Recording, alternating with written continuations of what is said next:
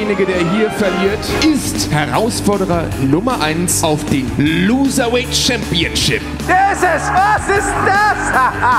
Dank des Alarms der Schande gibt es einen neuen Herausforderer. Der ehemalige GWF World Champion Orlando Silver trifft auf den neuen, schlechtesten Wrestler der GWF, Abdul Kenan.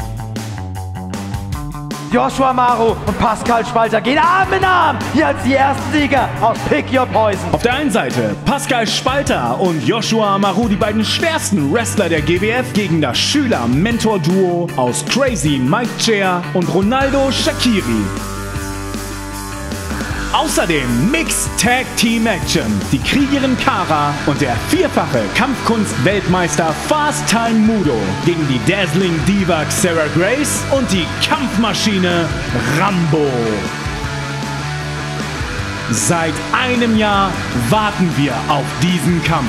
Der Blutsbruder gegen die French Sensation. Der GWF World Champion gegen den Battlefield-Sieger vom letzten Jahr. Kann Senza Volto der erste französische World Champion in der Geschichte der GWF werden? Oder wird John Klinger den Rekord brechen und der längste World Champion aller Zeiten? Und heute im Main Event das größte Match des Jahres. Wer besiegt 29 Gegner? Auf den Gewinner wartet das GWF World Title Match bei GWF Legacy. 30 Teilnehmer, aber nur ein Sieger. Heute ist es endlich soweit. Wer überlebt das Schlachtfeld? Willkommen bei GWF Battlefield. Hallo Berlin! Hier ist die German Wrestling Federation live in Bradshaw, Kreuzberg. Hallo Welt! Hello online! Hello Stream! This is the German Wrestling Federation live from Berlin. Es ist Zeit für das Schlachtfeld. It's time for the Battlefield!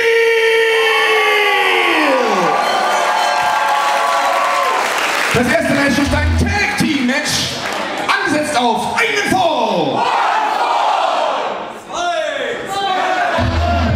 Yes, indeed, we welcome you for the 6th year in a row to GWF Battlefield. Auf dem Weg zum Ring. Aus Berlin, Joshua Amaru.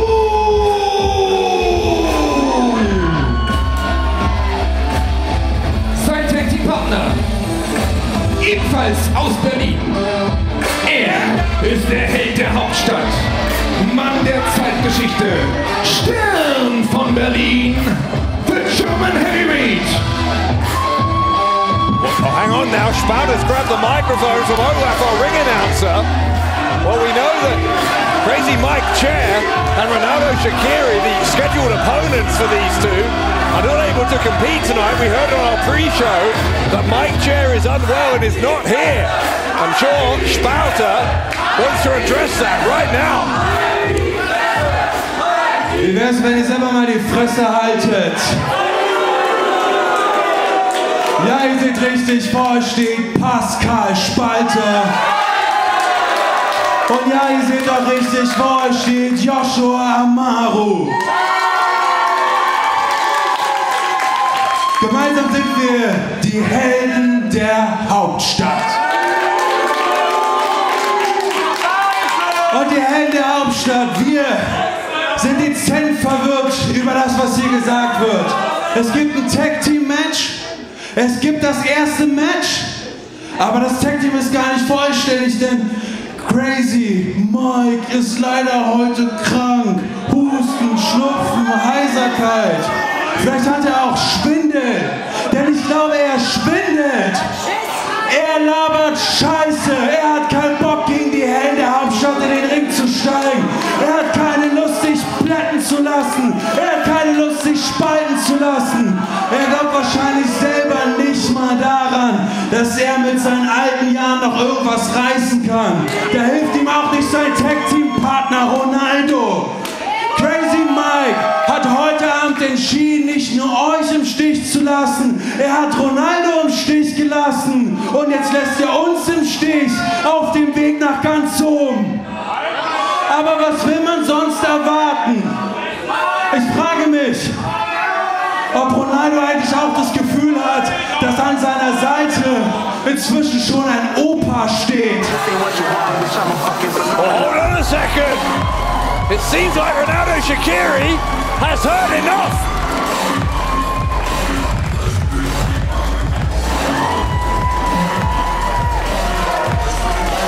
Aus Berlin, Ronaldo Shaqiri!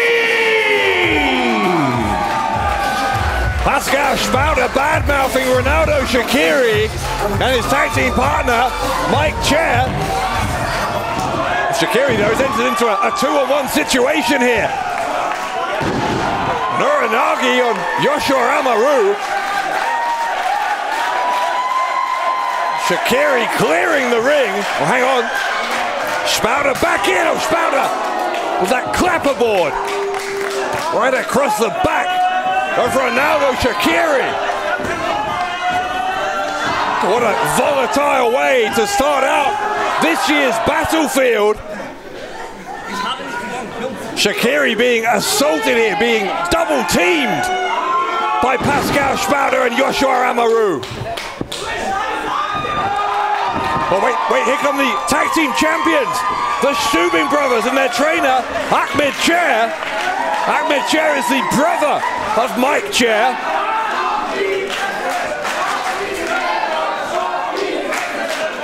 A very tense situation as Ronaldo Shaqiri is cleared from the ring here. Sag's doch! Du willst deine, keine Ahnung, nicht mal 15 Jahre alten Jungs gegen uns in den Ring stellen? Dann kannst du das bekommen, Ahmed Chair. Du bist heute Zeuge, wie wir die Beine in Stücke zerreißen.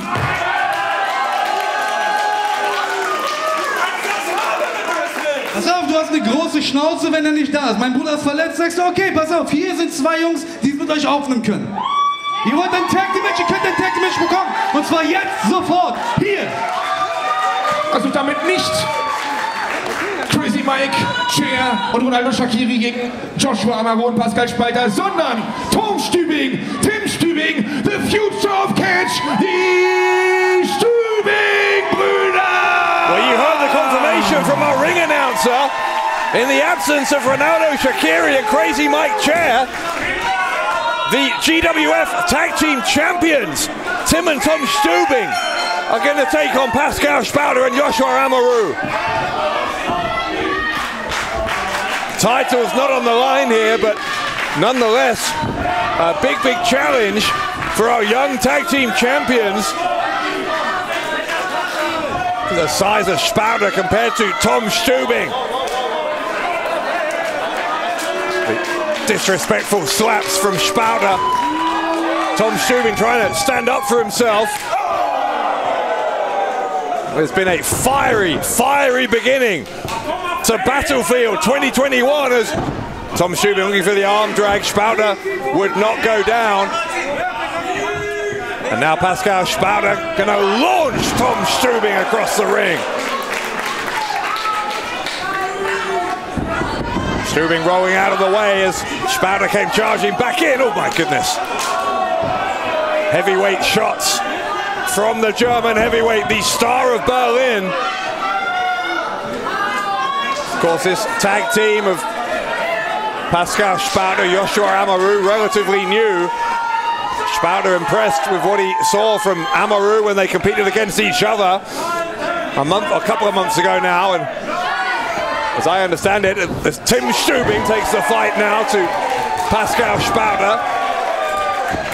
Spalter and Amaru wanting to be known now as the heroes of the capital. And here comes the other half of that team. Spalter didn't like that flurry of drop kicks from Tim Stübing. Amaru gets a drop kick in the face as well. Stübing brothers showing exactly why they are the tag team champions. The Hurricane Rana takedown from Tim Stübing. Another drop kick right into the face. Joshua Amaru is in the Stübing corner. Tom Stübing is tagged in. And I think Tom Stübing's going to go for the cover. Gets a 2 count and a kick out from Amaru. Well, Dave Bradshaw here at ringside to bring you all of the action here tonight. And this impromptu tag team match to start things out is just the beginning. As Amaru hits that tilt-a-whirl slam. Of course, as always, at Battlefield, our eponymous 30-man over the top rope Rumble match will be our main event later on. But really, it's a double main event as Spalter with a chop as he gets back in there. Because, of course, we know that finally, a year in the making, last year's winner of the Battlefield, Senza Volto, gets his shot at the GWF World Champion, John Bad Bones Klinger, later tonight. Meanwhile, Spalter calls this the toilet seat, which I think tells you quite a lot about the amount of respect that Spalter has for his opponents.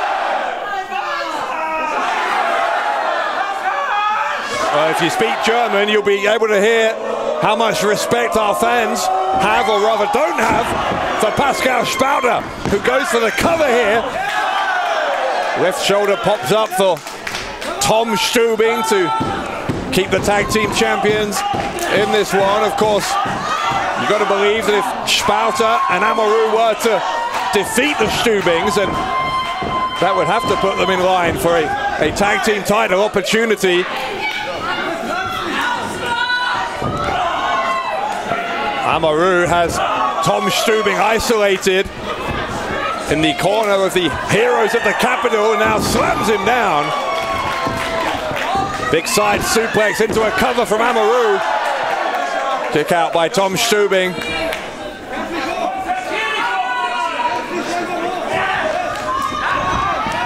Joshua Amaru still relatively new here. A product of the GWF Academy. And as I said, was sufficiently impressive to Pascal Spalter that Spalter has chosen to team with him.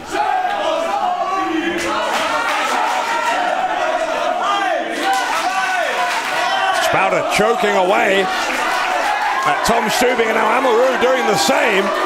While the referee's back is turned, I think Amaru has learned some of Spalter's dirty tricks. Big chop across the chest there from Pascal Spalter. Over the top though goes Stübing, looking for a sunset flip. Pascal Spalter sat down right on the sternum of Tom Stübing.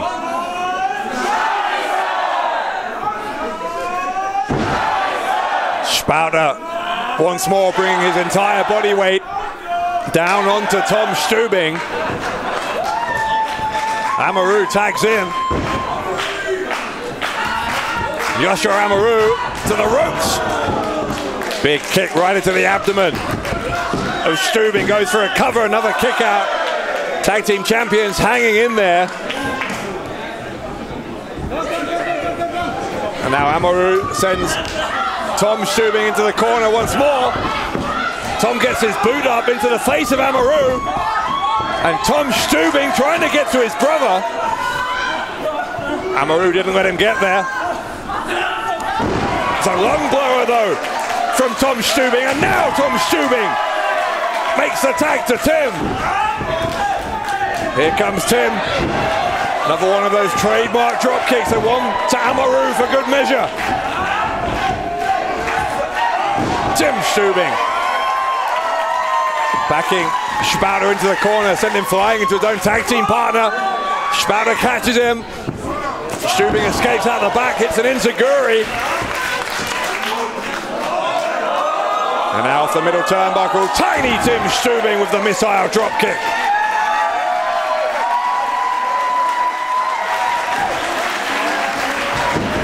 Stübing feeling the energy of this crowd in central Berlin. Takes out both of the Heroes of the Capital. the star of Berlin, becomes a falling star, courtesy of Tim Stübing.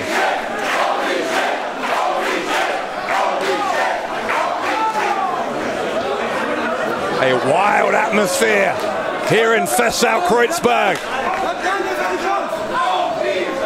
The Stübing brothers combining to send Pascal Spalter back into the ring. Double team now by the tag team champions. Spalter in the corner. Tom Stübing going to take a run up, hits the elbow right to the side of the head of Spalter.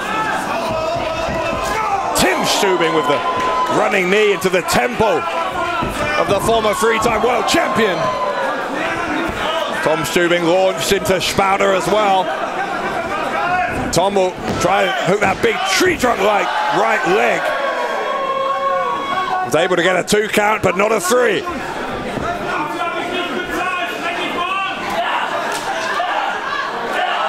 Tom with the elbows to the face of Spalter, the 1 chop. You heard it. You heard it echo around Fessau-Kreuzberg. Spalter with a body slam. He's got Tim Stübing by the throat. Oh my God, Pascal Spalter is a bully. A big bully is Pascal Spalter. And Joshua Amaru is, I would guess, learning as much bad as he is good from him. Amaru missed Tom Stübing there. Here comes Tim, another drop kick, and Amaru cuts him off. Joshua Amaru charges in. Here comes Tim Stübing looking for a tornado DDT. Tom tagged in. Tom Stübing, top turnbuckle. Tom Stübing with a senton bomb. And Stübing over the cover. Kick out from Amaru. Stübing was not able to hook one of those big legs of Joshua Amaru.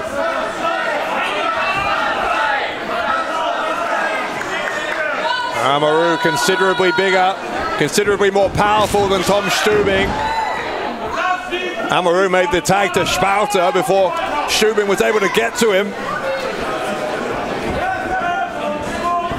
And now Spalter went for a clothesline. Tom Stübing too fast for him.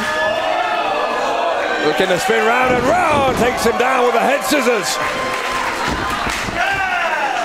Tag from Tom to Tim. This time it's Tim Stübing at the top. The double foot stomp. Deep into the abdomen of Pascal Spalter, who kicks out on 2 3/4. So close for the Stübing brothers.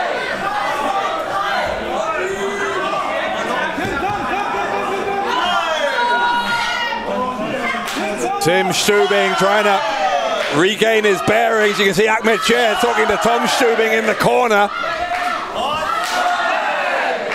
I think Ahmed maybe called over Tim Stübing to make the tag. Tom took too long getting up there. And Tom Stübing in big trouble, courtesy of Spalter. Stübing escaped. Schoolboy roller from Tom Stübing, and a kick out from Spalter this time. So what a tag team match this has been. A match we weren't expecting to see. Amaru looking to win it. So running senton splash, and now Pascal Spalter up on the middle turnbuckle. Big splash off the middle.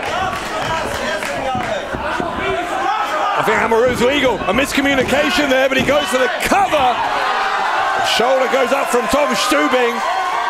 You've got to believe if there hadn't been that issue there where Amaru and Spalter had forgotten who the legal man was, they might have won the match right there.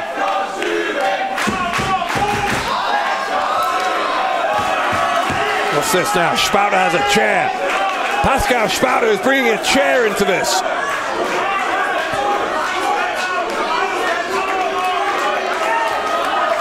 Tim Stübing not happy. Stübing gets dispatched to the outside. Ahmed Chair taken down.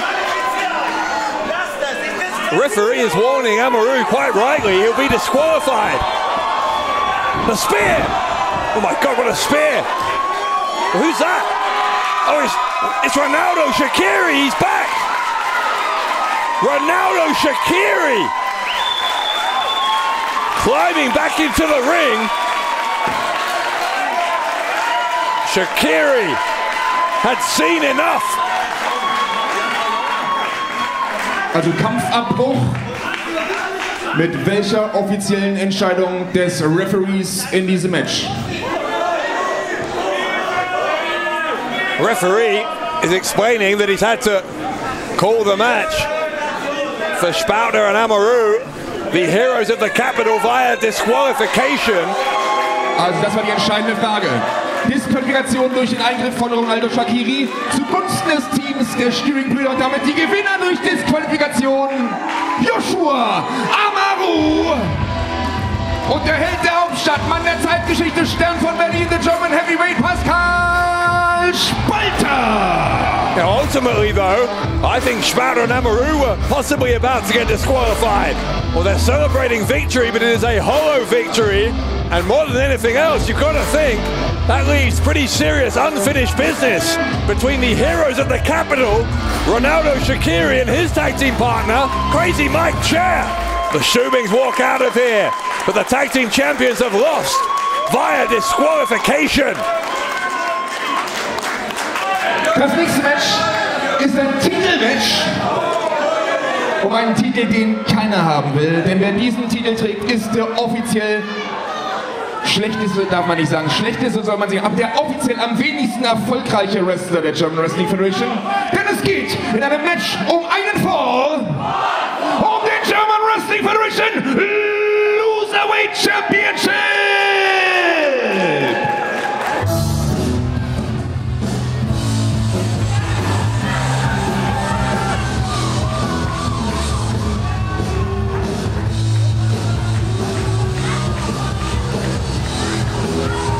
Auf den Weg zum Ring mit einem Gewicht von 110 Kilogramm aus Berlin, der offizielle German Wrestling Federation Loserweight Champion Abdul Kenan.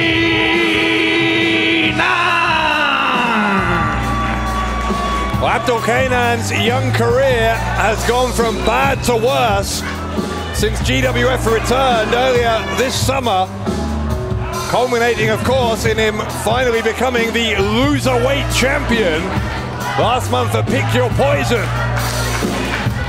He's been kicked out of Group Anashi by his former mentor, Ali Aslan. And now, officially, because he holds that championship, is the worst wrestler in the German Wrestling Federation. You can see exactly how he feels about it as well.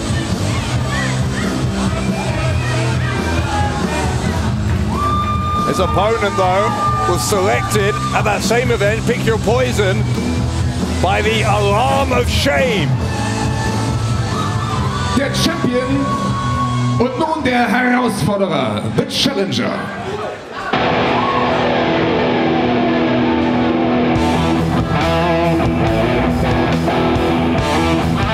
He is a Triple Crown champion. Is he about to claim his 4th title?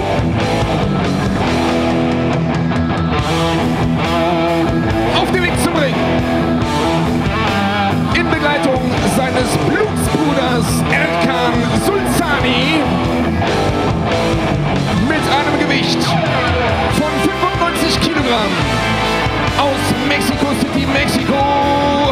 El Rudo Rudissimo, der Blutsbruder, Orlando Silva! He has been very recently a GWF Tag Team Champion. He has been the Berlin Champion. He has been the World Champion. But thanks to being the first person to be pinned after that alarm of shame rang out last month at Pick Your Poison, Orlando Silva could be on the brink of becoming just the second man in history to hold all three of those titles, plus the Loserweight Championship.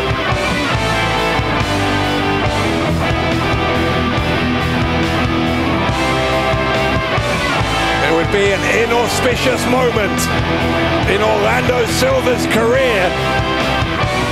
And also, by the way, a pretty bad omen on what is a big, big night for Brüder. Both Orlando Silva and Erkan Solzani entered into the Battlefield match later on. And of course, John Bad Bones Klinger defending the GWF World title later on against the French sensation Senza Volto. And if Klinger were to successfully defend the title tonight, he would be in line to become the longest reigning GWF World Champion in history. The stakes could barely be higher here tonight in the German capital. The stakes are pretty high here for Abdul Kenan and for Orlando Silva, because of course nobody wants to hold the Loserweight Championship, the only title in professional wrestling where whoever loses the match walks out with the title.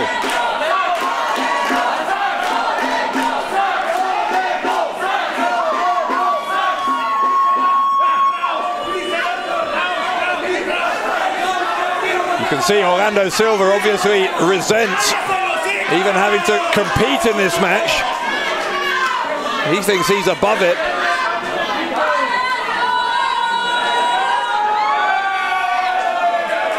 Kenan more than happy to hand over that title.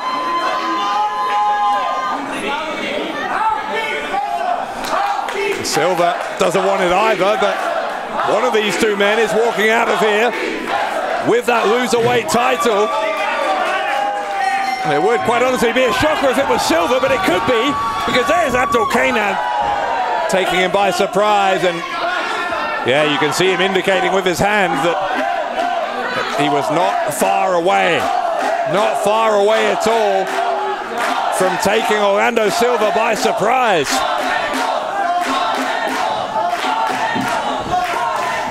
The only other person, by the way, to hold all four of those championships I was talking about is Mike Chair, who we wish a quick recovery from illness. That's why he is not here tonight, and that's why he was not a part of that tag team match a few moments ago, although I'm sure he will have been infuriated at what the heroes of the capital attempted to do to his tag team partner, Ronaldo Shaqiri.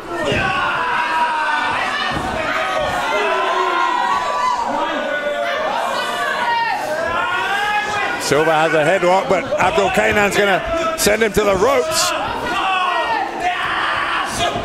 Tempted the clothesline by Orlando Silva, but Abdul Kenan escaped. Now the kick, though, sending him down to his knees, Kenan, and down onto his back off that big kick from Silva.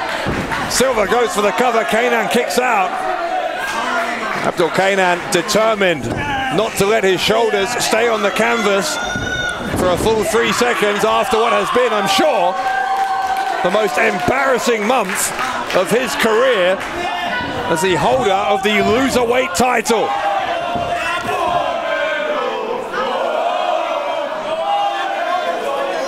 Not much love in here for Abdul Kenan. People cheering Orlando Silva to defeat him. Abdul Kenan has brought this largely upon himself, you'd have to say. He has been deeply unpleasant as a human being to everyone he's met in these first few years of his career, and it's pretty hard to have any sympathy for him. Silva's biting at the forehead of Abdul Kenan.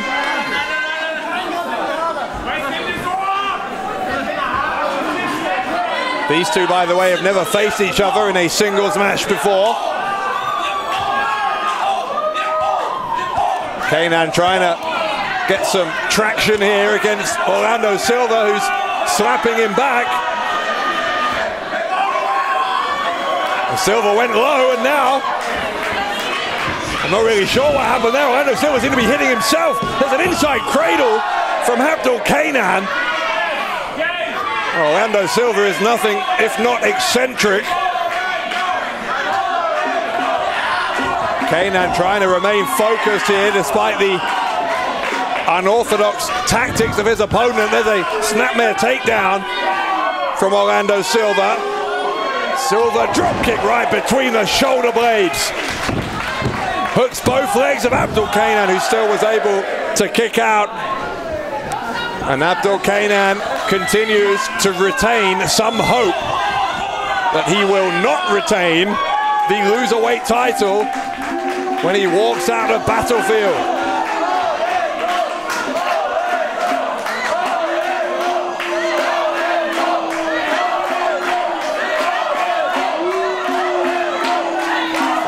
Orlando Silva now climbing up to the middle turnbuckle. Got caught by Abdul Kenan. That's good power from Kenan, who hits an Uranagi. The cover by Kenan to lose the loserweight title, but Orlando Silva kicked out. Oh, Kenan's fired up. Kenan believes he can rid himself of the most embarrassing championship to hold in all of wrestling. He might be right. There's the cover from Kenan, and a kick out from Orlando Silva.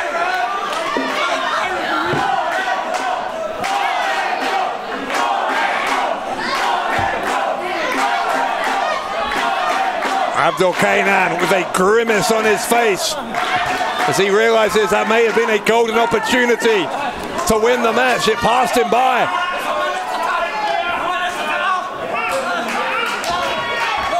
Silva trying to get out of it, he did, and now he scoops up and slams down Abdul Kenan. Well, Kenan pulled the strap down. Orlando Silva has removed his t-shirt. Silva with a big splash from the corner. The cover from Orlando Silva and a kick out.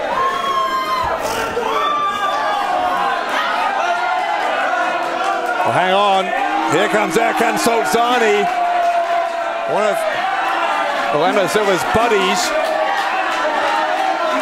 from Brüder. What's he giving him here? He's giving him that can of drink, that Group Anashi branded can. We've seen Group Anashi and Ali Aslan in particular use that to defeat opponents many times in the past. Referee not going to allow Orlando Silva to use it. Oh wait, well, Silva let go. It was the referee who hit Abdul Kenan inadvertently. That's what happened, and now Kenan in a submission. Kenan taps out, Abdul Kenan taps out, and he's still the loserweight champion. Die Entscheidung durch Submission. Aufgabe der Sieger in diesem Kampf aus Mexico City, Mexiko, el Rudísimo Orlando Silva.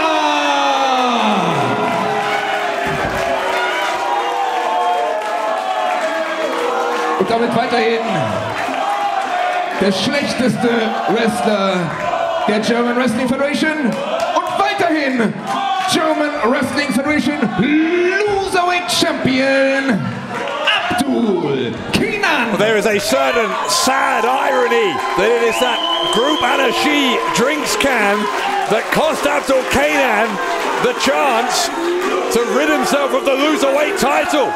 So Abdul Kenan is going to remain the Loserweight champion.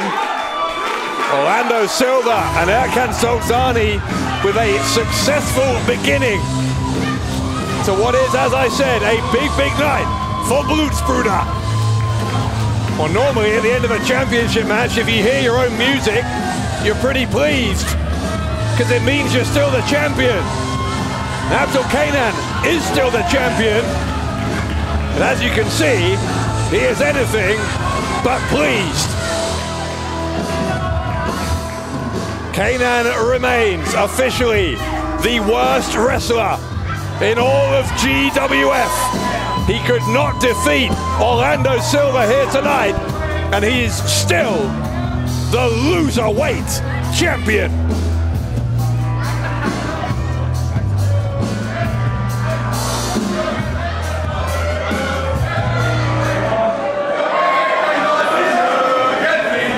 Nein, vertrau mir, ich habe mit Group Anarchy absolut nichts mehr am Hut. Weißt du was, unterschreib einfach diesen Vertrag, was ich dir geschickt habe. Ich bin dein Manager und ich werde aus dir den größten Champion machen. Du wirst der beste Wrestler der German Wrestling Federation. Übelst sehr gutes Splash, also wirklich. Übelst nice, ja. Aber hey, wir sehen uns nachher. Ich gehe jetzt irgendwas essen. Ja, alles klar. Wir sehen später. Verdammt, ich habe mein Geld vergessen. Du hast dein Geld nicht dabei? Nein. Soll ich was ausnehmen? Wenn dir das nichts ausmacht? Ach, kein Problem. Hier, nimm. Gib mir einfach später. Danke dir, du kriegst es auf jeden Fall zurück. Ja, ich verspreche es dir. Danke dir. Guten Hunger, ja? Wir sehen uns. Wir sehen uns, ciao, ciao. Das nächste Match ist ein Mixed Tag Team Match. Angesetzt auf einen Fall. Auf dem Weg zum Ring.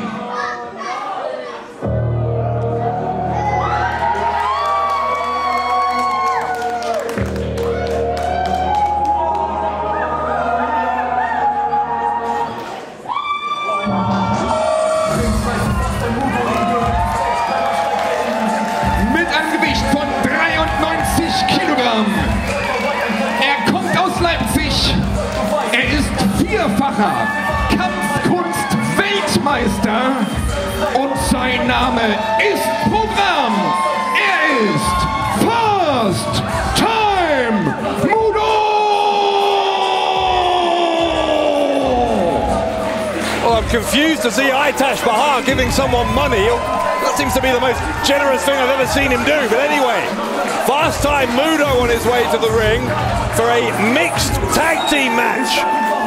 Fast Time Moodo is no stranger to mixed tag teams. In fact, along with his partner Stephanie Mays, he was one half of the first mixed team to win the WXW World Tag Team titles. Moodo still a part of WXW, but of course also now here in GWF as well, and with a different tag team partner here tonight.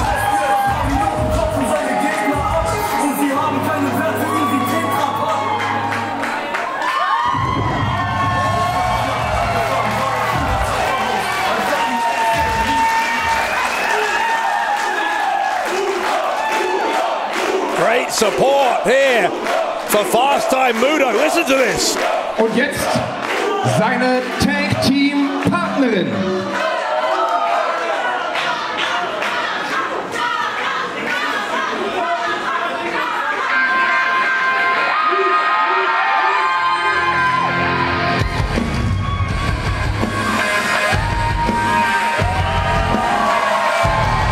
Aus Darmstadt, the Warrior.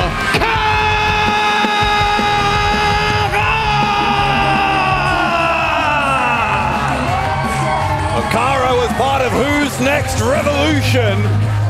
Indeed, she won her round in that event thanks to a fan vote prior to the entire competition having to be put on pause due to the COVID pandemic. But Xara, a very promising young athlete and a great partner for Fast Time Moodo.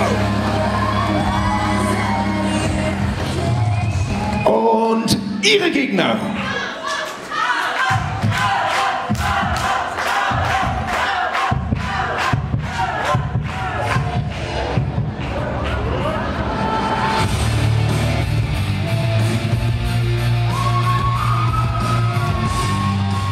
Auf dem Weg zum Ring. Mit einem Gewicht von 97 Kilogramm aus Santo Domingo in der Dominikanischen Republik. Hier ist Rambo!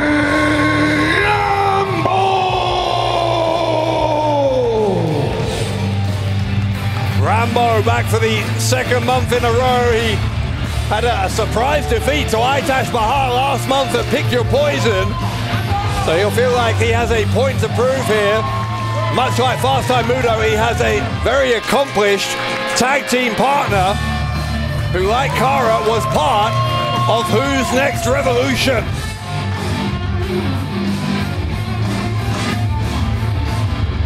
Und seine Tag-Team-Partnerin.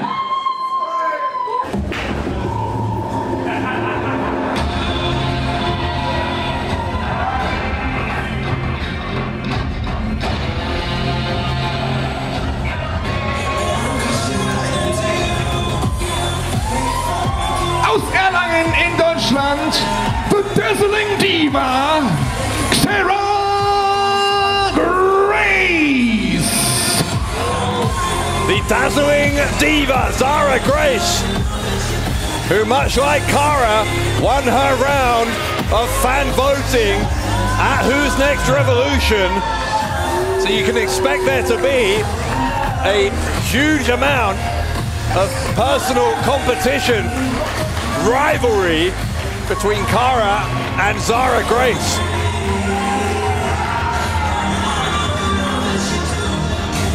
This will be the first mixed tag team match in GWF for 3 years. It was the 8th of September, 2018 at Women's Wrestling Revolution 9. The last time we had a match of this kind.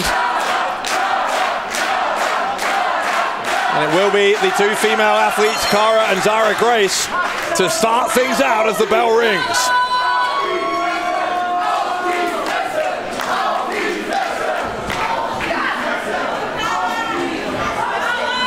Two women lock up. Xara Grace has got the wrist lock off of that initial collar and elbow tie-up. You can see her wrenching away at that left wrist. Xara trying to counter and does.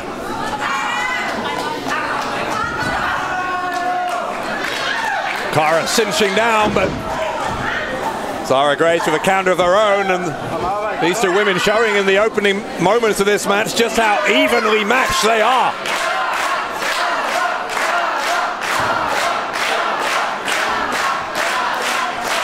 A lot of support for Xara as Grace gets sent to the ropes and taken down.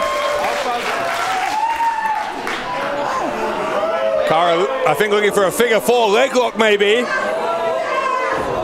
That's exactly what she's looking for, and it's what she's got. Lifting up onto her arms to increase the pressure here. Grace needs to be careful that her shoulders don't stay down on that canvas. If she's turned over, reverses the pressure. Does Xara Grace. Xara gets to the bottom rope. It's going to be a rope break. Referee insisting that Xara Grace breaks the hold. In the end, the referee having to assist the two wrestlers in untangling their legs from each other.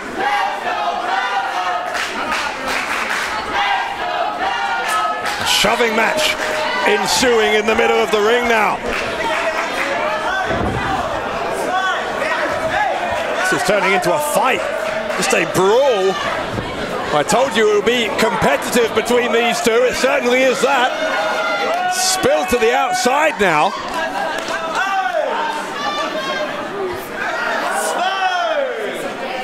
Referee has a count on, and I'm not sure if these two women have any idea about that count. They seem to be purely focused on each other. Rambo is going to separate them. Fast Time Moodo having to join in that effort. Really is a profound dislike between Xara and Xara Grace.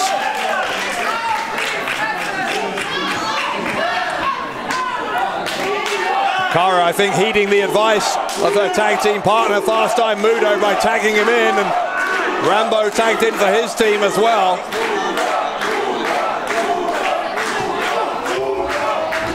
It has been very interesting in these past couple of months to see Fast Time Moodo here in GWF. He made his debut in a three-way match at Summer Smash back in July against Tarkan Aslan and Pascal Spalter, so he was straight in there against some of the biggest names in GWF.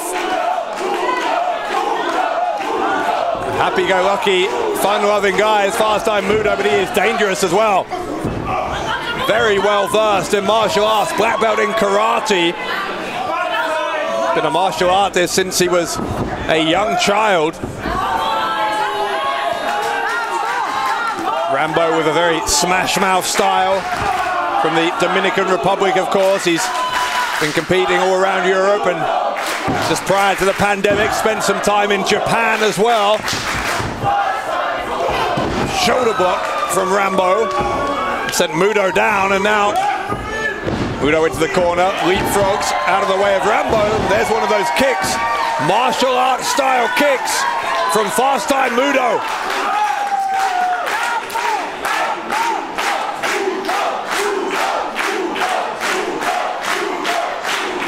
There is vocal support here for Fast-Time Moodo.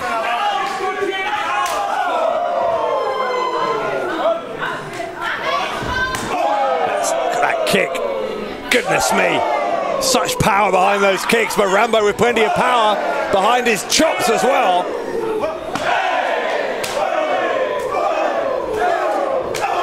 Rambo chopping away.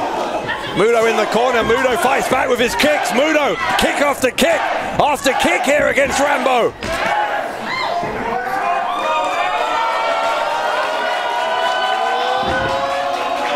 Rambo down to one knee. Fast-Time Moodo sees an opening. He's going to look for his black belt kick, but Rambo went behind and it's a German suplex. Fast-Time Moodo dumped on the back of his head.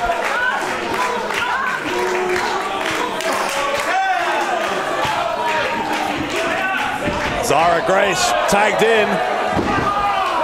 Grace going in there now against Moodo. In fact, Grace goes for the cover. It's a 1 count. Rambo tagged back in.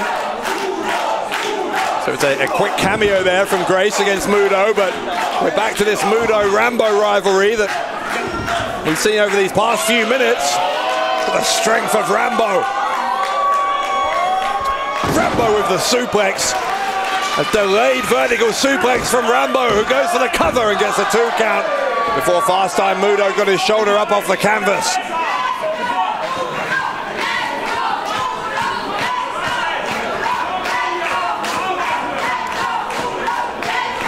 Rambo scoops up Fast-Time Moodo off the canvas and scoops him up for a scoop slam. Big body slam, big impact. Grace is back in pretty frequent tags here between Rambo and Xara Grace, who've been working as a pretty well-oiled machine. The cheap shot from Grace to Xara. Rambo again tagged back in. Once more, it's Rambo and Moodo. Another one of those vicious chops from Rambo. Rambo will try again for a cover. Moodo once more, indicating that he has a little bit more left in the tank. Another attempt at a body slam, another attempt at a kick. The second attempt from Moodo found its mark, and Fast-Time Moodo makes the tag to Xara. Xara in there against Grace. Renewing their bitter feud. We saw how much they despise each other just a few moments ago. There's a spinning neck breaker. Xara hooks the right leg of Grace, who gets her right shoulder up in time.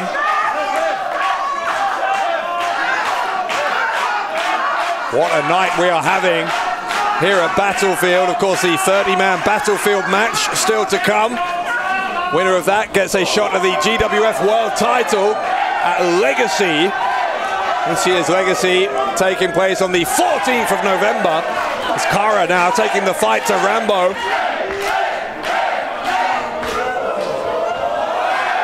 Xara gets the boot up into the face of Rambo. Xara's gonna, can she do it? Xara trying to pick up Rambo. It's a kick from Moodo. Now Rambo's a dead weight. Can Xara lift him? Xara, look at the strength of Xara, who is a Samoan drop.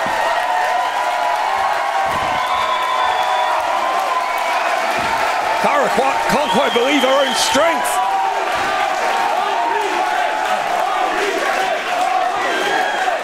But Grace is back in. Xara needs to be careful. Gets taken down brutally by Xara Grace. Grace looking to win it here. Kick out by Xara, but Xara took her eye off the ball there, you'd have to say. As I said, that Battlefield match coming up, but coming up next, immediately after this match, the GWF World Title match to decide who will be the world champion headed into Legacy. Xara and Grace. Both women collide, both go down. As I was saying, we know it will be either Senza Volto, the winner of last year's Battlefield match, who's finally getting his opportunity here tonight, or it will be John Bad Bones Klinger. If Klinger retains the title tonight, he will be the longest reigning world champion in GWF history. That's next, but right now it's all about these four, and Rambo is first to the clothesline twice here. Moodo spinning heel kick in the corner. Here comes Moodo with the low right hand right across the face of Rambo.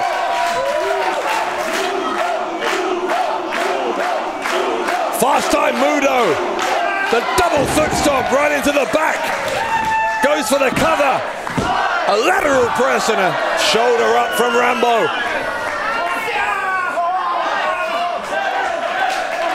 Trying to lock in a triangle choke now is Fast Time Moodo. Got Moodo, the point of his elbow, driving into the skull. Rambo trying to power his way out of this problem. He couldn't do it. Rambo was trying to lift up for a powerbomb, I think. In the end, I think both men ran out of steam somewhat. The move ended up being released. The pop-up powerbomb from nowhere. Rambo brings down the strap. Gonna look for a package pile driver and gets it. The cover by Rambo, and Rambo scores the win. Und hier sind die Sieger. Rambo und seine Tag-Team-Partnerin, the Dazzling Diva, Xara Grace. Great mixed tag team match for the first time in 3 years here in GWF. And it is won by Rambo and Xara Grace. Wait, what's this now? Viel besser als Domrep. Domrep. Stopp, stopp, stopp, stopp, stopp, stopp. Ich musste gerade mal lachen, weil ich hier auf meinem perfekten Anwesen, in meiner perfekten Auszeit, von dieser zweiten Wahlveranstaltung mit wrestlerischer B-Ware erfahren musste. Ich weiß nicht, ob die GWF sich mit dieser Veranstaltung wirklich einen Gefallen tut, wenn die perfekte Naturgewalt, der Tiger aus Berlin, der kraftprotzende Publikumsmagnet, der GWF Berlin Champion Tony Harting nicht anwesend ist. Das klingt für mich nach Betrug am Publikum, den Zuschauern, für diese ganze Geschichte Tickets unterzujubeln. Aber um die wrestlerische Feinkost des GWF Berlin Champions wiederzusehen, müsst ihr euch beeilen. Jetzt beeilen, um Tickets für den 17. Oktober 2021 Chaos City dort hinten zu erwerben. Also, husch, husch, los, hopp!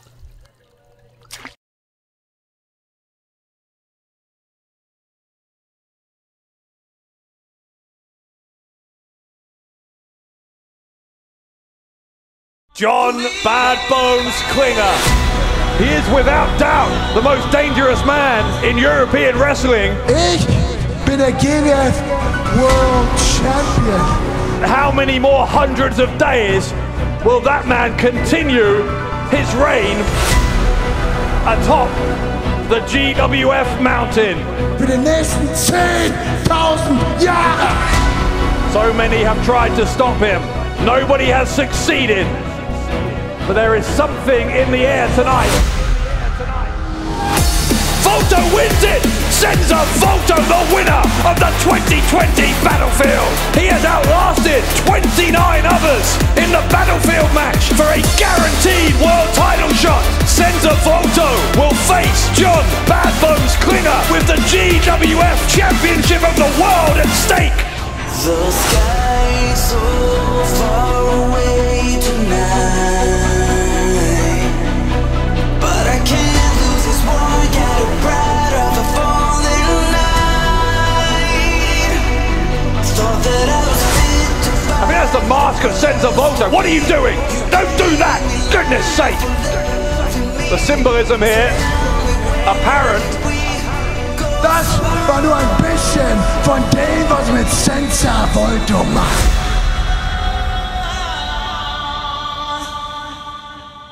Into a stunner, and Volto has won it. Heading into the biggest match of his career, Volto sends a message. John Klinger strikes back, and strikes back with a vengeance. If Klinger were to retain, then he would become the longest reigning world champion in the history of the German Wrestling Federation. John Bad Bones Klinger, Senza Volto, the French sensation, will battle it out in Berlin, Germany, and only one will walk out as the GWF World Champion.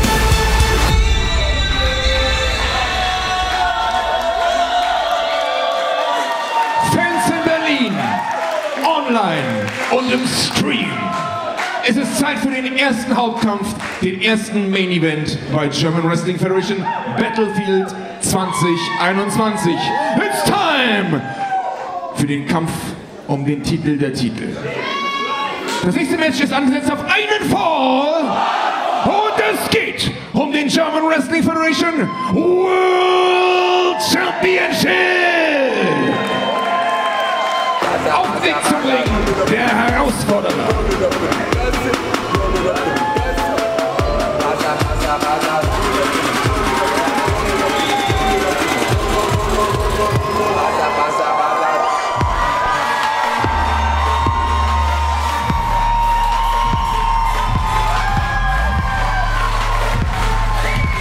He is the #1 contender for the championship of the world. And the French sensation has had to wait a full year to get the opportunity that he earned in last year's Battlefield match.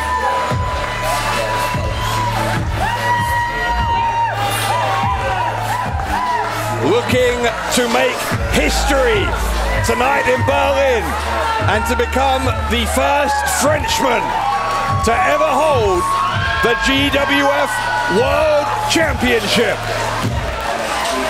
But if he's going to get the job done, he will have to defeat one of the most dominant champions that we have ever seen.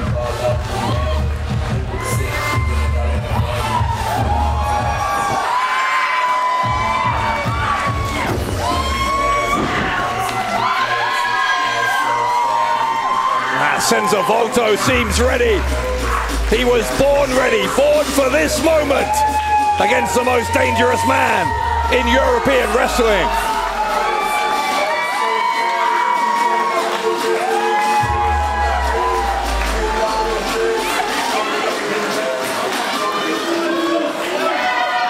Und ich rufe seinen Gegner, den amtierenden German Wrestling Federation World Champion.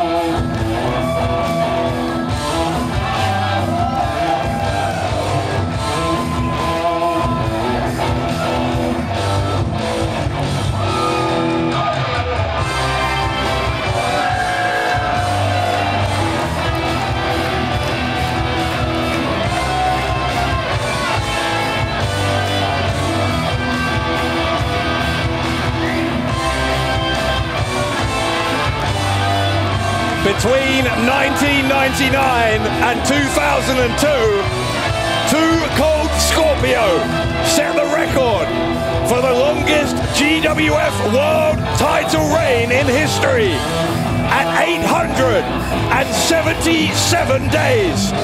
Well, right now, John Klinger's historic reign stands at 869, just 8 days short of Too Cold Scorpio. And if Klinger can cling on to the World Championship against Senza Volto tonight, he has no more championship defenses in his calendar in those next 8 days.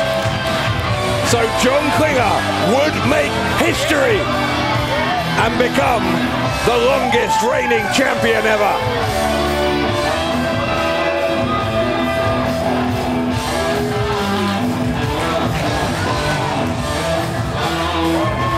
Was back at Mystery Mayhem in 2019 when Klinger formed Brüder and claimed that championship.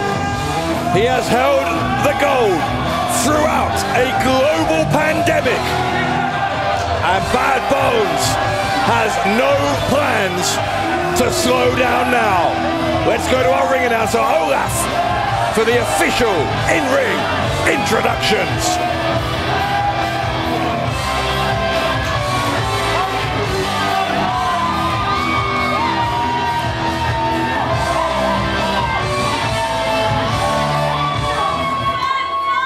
Beide Männer bitte in die Ringmitte, both men to the middle. Zu meiner linken, zu meiner rechten, à ma gauche, à ma droite, to my left, to my right. Zu meiner linken, der Herausforderer mit einem Gewicht von 89 Kilogramm. Er ist der Gewinner des Battlefield-Matches im letzten Jahr, der Gewinner von Battlefield 2020. Er kommt aus Paris in Frankreich. Er ist le guerrier du peuple, la sensation française, Senza Volto!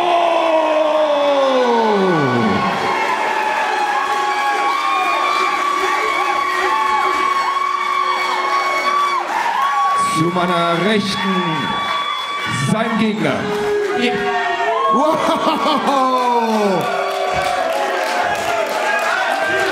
What's he doing?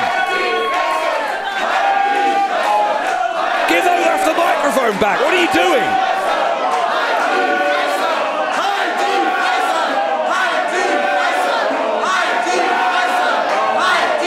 Ich habe eine Sache zu sagen und dann halte ich auch gerne meine Fresse. Letzten Monat bei Pick Your Poison habe ich ein Pick Your Poison Match gemacht. Kannst du dich daran erinnern? Ich habe einen Vertrag unterschrieben. Kannst du dich daran erinnern? Du kannst dich daran erinnern. Ihr könnt euch daran erinnern.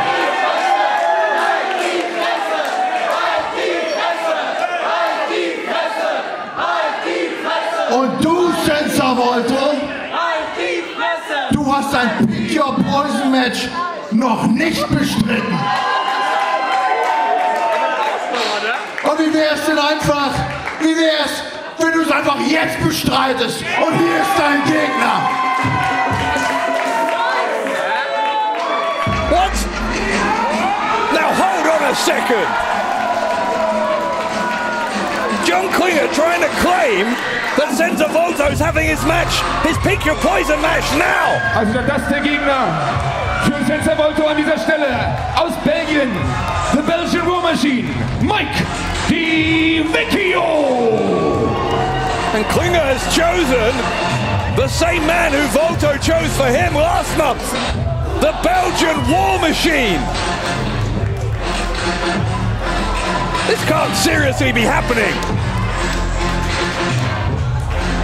Senza Volto was unable to make it to Pick Your Poison, so he never had an opponent chosen for him by John Klinger. Klinger is claiming that that's in the contract.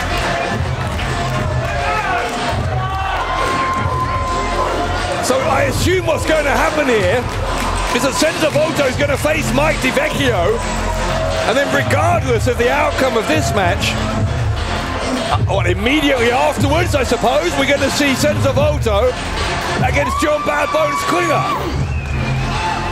Well, how can that possibly be fair? How on earth can that possibly be fair?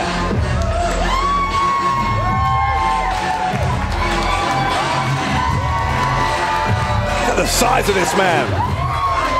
Mike Vecchio is more than enough of an opponent for anyone in a single night.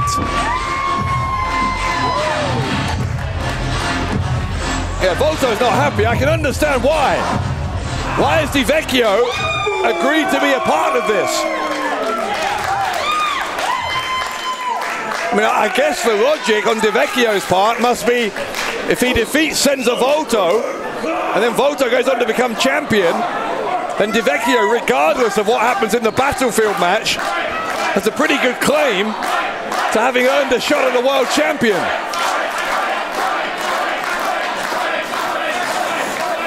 So Vecchio, in a way, just doing what's best for his career, but that's not going to be any consolation here to Senza Volto.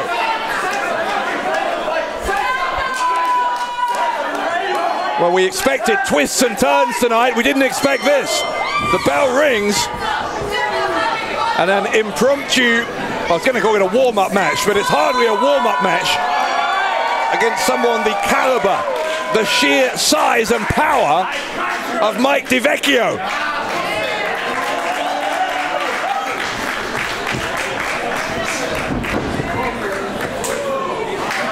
Vecchio is entered into the Battlefield match, so he's going to be doing double duty tonight as well, I suppose. The Belgian War Machine grabs the side headlock here on the French sensation. Belgium against France. And Volto's got to have one eye on the fact that he's got to leave something in the tank to face John Klinger. Volto gets picked up on the shoulders of Vecchio and dives away. Didn't want to be up there. If Vecchio nails one of those power moves, then it could be curtains, not just to Senza Volto in this match, but in that match that will immediately follow, as you see there. John Klinger with a front row seat for this one.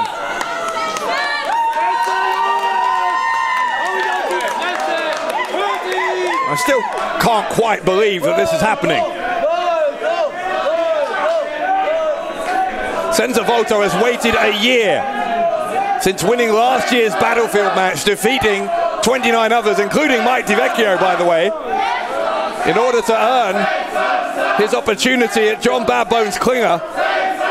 Because of the pandemic, because of all of the circumstances going on in the world, he's had to wait 12 whole months. And now on his big night, this extra massive obstacle put in his way.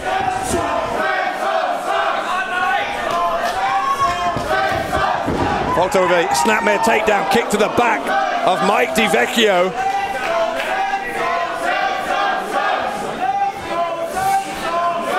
Vecchio with a bear hug. Just manhandling Senza Volto. Volto with a shoulder block, but unsurprisingly, Vecchio goes nowhere. Volto trying to use his speed, agility. That takes down Vecchio. Volto, drop kick off the middle turnbuckle. Here comes Senza Volto, no. Volto with the dummy and then rolling back into the ring, showing that he is not in any way intimidated by this unexpected change in the card, or addition to the card, I suppose you would say.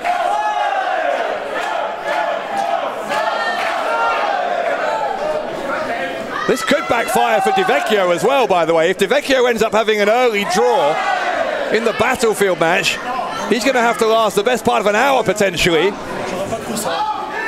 can imagine, having already wrestled Senza Volto, he's already going to be exhausted.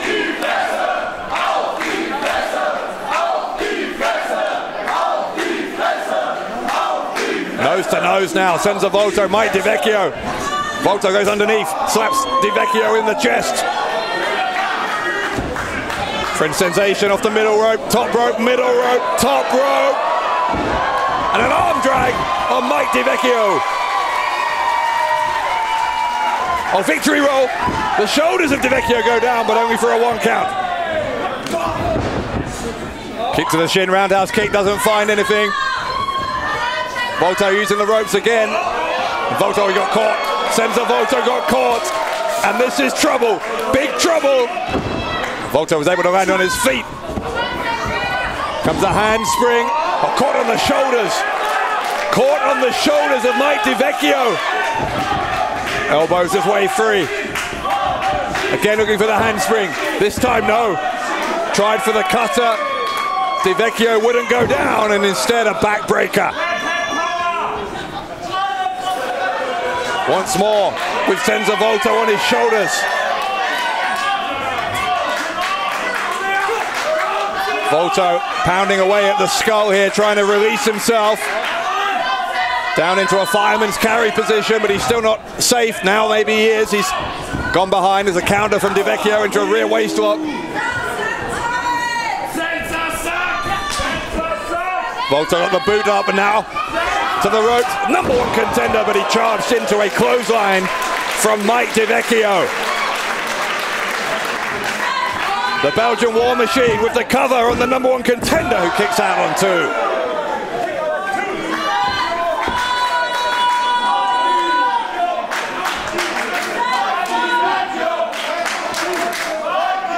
2. Interesting crowd dynamic here as well. I'm sure the crowd will be fully behind Senza Volto, or at least the vast majority will be, against John Bad Bones Klinger, but Vecchio is a popular guy. So Volto can't even rely on full crowd support here necessarily. Look at this, a pair of backbreakers. And an overhead throw. Like Senza Volto weighed absolutely nothing. That's what it made it look like there. Vecchio goes for the cover. Volto kicking out. In one sense, the smart thing to do here if you're Senza Volto might be to just allow yourself to lose the match and preserve yourself for that world title opportunity straight afterwards, but that's not in Senza Volto's DNA. He is a competitor. He will fight against anybody who is his opponent in there, even if it's not the most sensible idea for his long-term health. Trying to battle back up to his feet from one knee is Senza Volto. Jawbreaker. So Vecchio is wobbling. He hasn't gone down.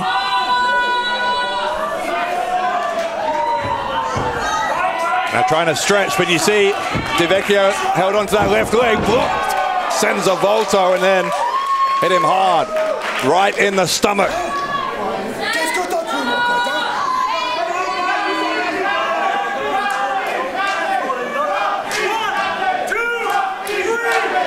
Yeah, Vecchio had Volto by the mask there. Referee saying he needs to break it before the count of 5, which he did. Tilted well. And on his feet, but goes immediately into a stretch, trying to force a submission from Mike Vecchio.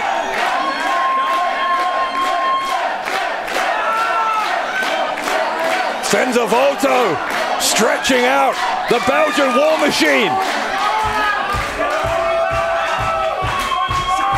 Oh, Vecchio so powerful, so powerful. Drops Senza Volto on the back of his head.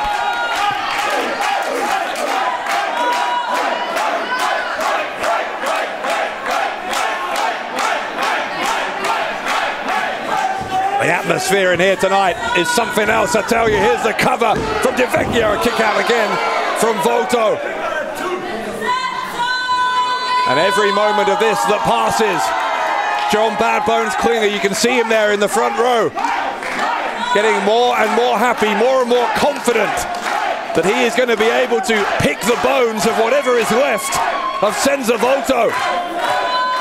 Remember, if he does, John Klinger becomes the longest reigning world champion in GWF history.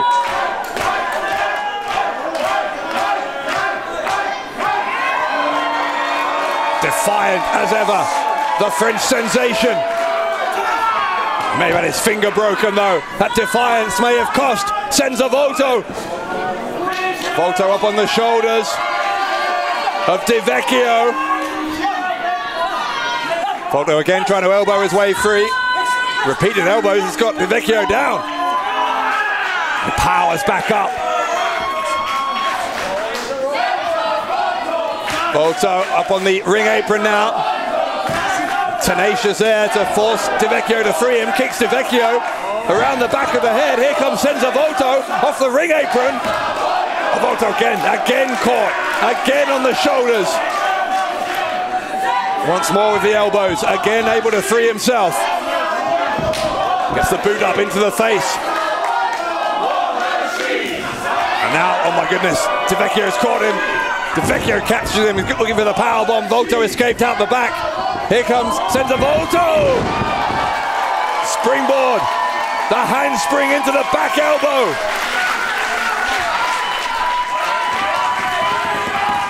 Volto tried the cutter from that position earlier, couldn't nail it, but he has nailed the elbow.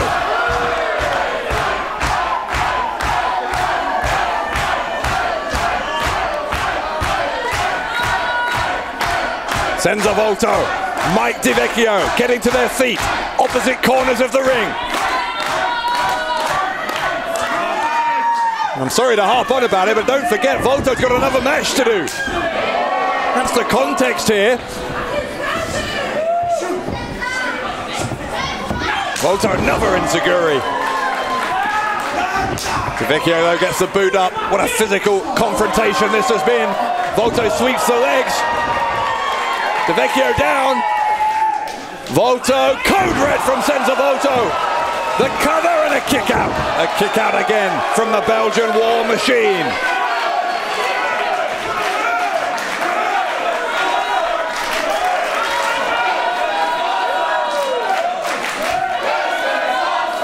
Klinger looking a little bit agitated here. But Senza Volto is getting this close to foiling his plan and defeating Mike Vecchio. Well, if I was Klinger, regardless of the result, I'd be pretty happy at the damage that Vecchio has been able to do.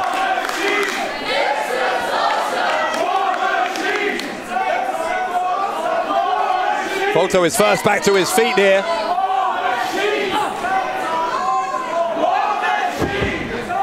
Trying to lift up Vecchio, who went down to one knee. He's wrapped himself around the left leg of Senza Volto. Volto with a chop right to the throat of Vecchio. Maybe looking for the Eiffel Tower here. Senza Volto can't get it. Vecchio again put on the brakes. Volto to the ropes. Volto over the top. Trying to bring Vecchio down in a sunset flip, but Vecchio stabilized. Now brings up Volto. God, he's strong. So strong. Oh my God. What a slam from Mike Vecchio. What a kick out. What a kick out from Senza Volto.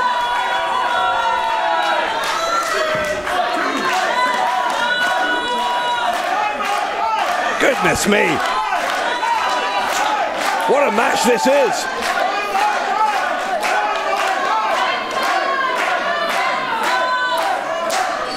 Vecchio pacing, prowling around the ring. Yeah, Senza Volto, I don't think he has anything left. He might not even get past Vecchio here, let alone what Klinger and Brüder are going to do to him. Vecchio going to end it. Mike Vecchio looking for a powerbomb. Volto, God, he's so resilient, but there is the powerbomb. The powerbomb. Shoulder goes up from Volto. He's still not out of trouble. Another powerbomb. For goodness sake. No, stay down. What a counter! What a counter from Senza Volto! Oh, he took Vecchio by surprise and Volto wins it! Und hier ist der Sieger im Pick Your Poison Match aus Paris in Frankreich. La sensation française, Senza Volto! John Klinger picked the poison, but Senza Volto found the antidote. Although it could only be a temporary reprieve for the French sensation, who is flat on his back as the world champion stalks the ring.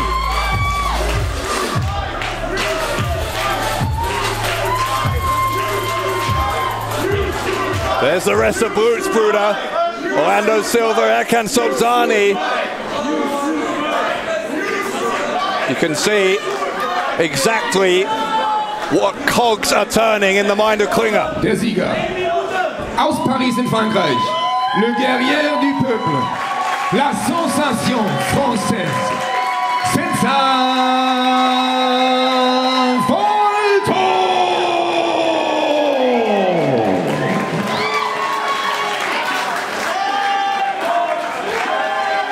Senza Volto can barely stand up. Und jetzt dann doch der Titelkampf.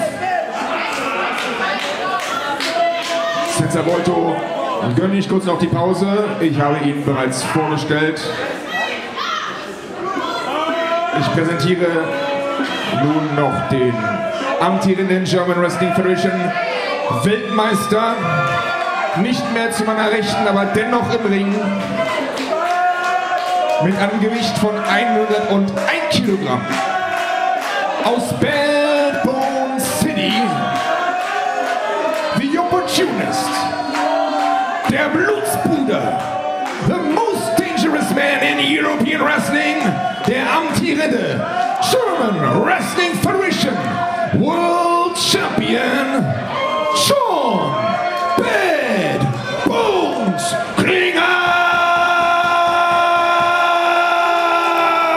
Well, it came about 20 minutes later than expected, but finally we get the ring announcement, the introduction for the GWF World Champion. Das ist der Titel, um den es geht. Präsentiert vom Referee, dem Ringrichter in diesem Kampf, Max. Der German Wrestling Federation. Yeah, referee showing Senza Volto the belt. Der Weltmeisterschafts. Sure, Senza Volto doesn't need reminding what's at stake here. He's been waiting for this for 12 long months. These were not the circumstances in which Senza Volto hoped to have his long-awaited opportunity at the Championship of the World. Kampfbereit, Referee.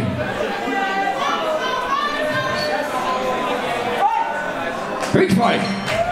The bell has rung, and we are underway finally in this GWF World Championship match. And Senza Volto is going to have to dig deep, reach deeply within his soul to find something here against a man who lives up to his nickname on a regular basis as the most dangerous man in European wrestling. Not only that, but Volto's going to have eyes in the back of his head with Erkan Sobzani and Orlando Silva. And that's why, off the distraction, John Klinger going to work here. Big chop across the chest of the challenger. Klinger will feel he has managed this situation perfectly. Big night for him as well, of course. Looking to overtake that 877-day mark set by Too Cold Scorpio, the longest GWF World Championship reign in history. He is just 8 days shy.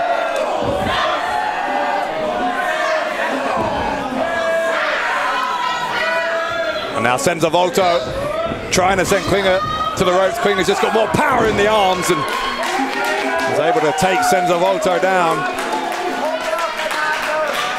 By the way, the next time we're with you here on a big GWF event from Berlin will be, oh my goodness, look at that. Volto sending Klinger to the outside. Well, hold that thought. Here comes Volto. Volto has rocked the world champion. Oh, and Erkan Solzani. That was outrageous. Absolutely outrageous.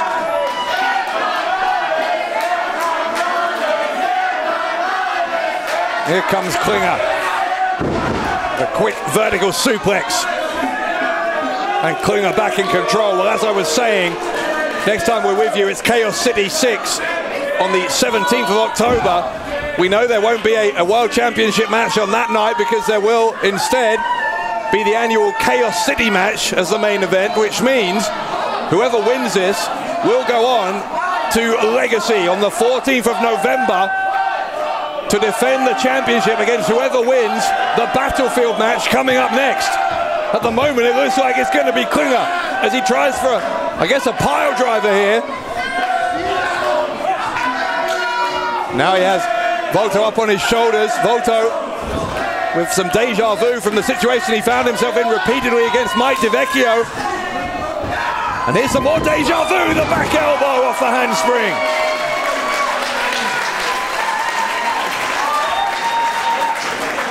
Can Senza Volto do the impossible here at Battlefield?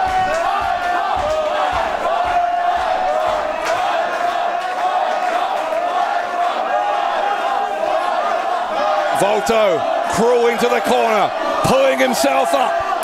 The champion is hurt. Can Volto capitalize?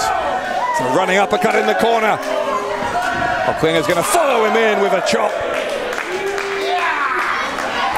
Volto doing the same, hits an uppercut right into the jaw of John Klinger. They are following each other here from corner to corner. And this time Klinger knew he was coming, lured him in, hit him with the elbow. Ducks underneath. Oh my goodness. The Spanish fly and the cover from Volto. Kick out from Klinger, but here comes Volto with a picture-perfect moonsault. The cover to win the world title. No, no, no, no, no.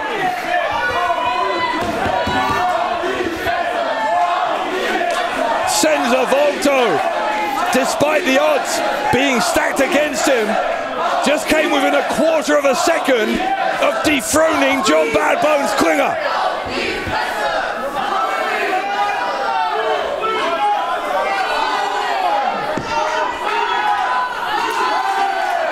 This is becoming superhuman, the effort we are seeing here tonight in 2 consecutive matches from Senza Volto.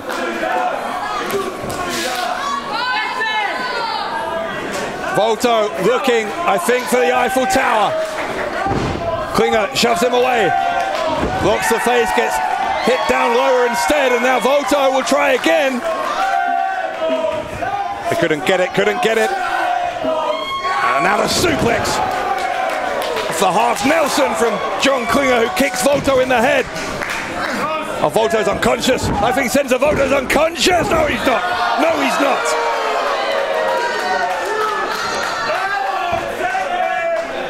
The hope lives on for fans of the French sensation.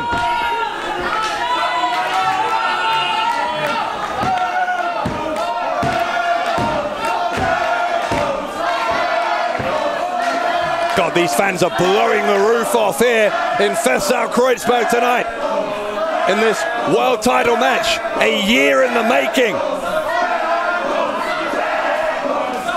And come hell or high water, Senza Volto determined not to squander this opportunity.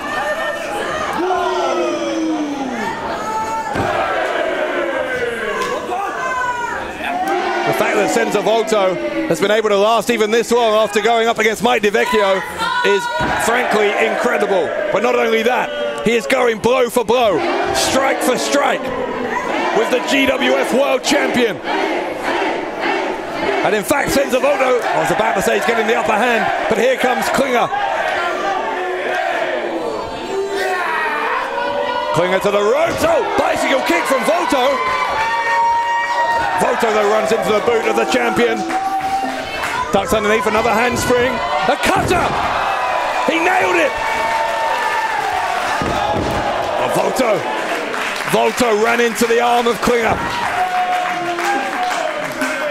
I thought Volto may have been just seconds away there from doing something absolutely incredible, but instead, Volto's got him. Volto, code red from Volto, and it was a red alert for John Klinger, but somehow he survived.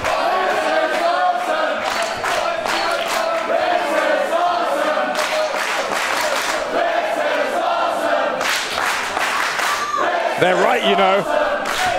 This is something else.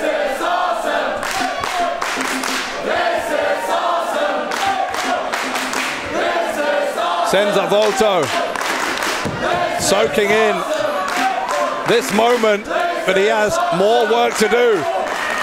The champion is flat on his face, but he is not yet defeated.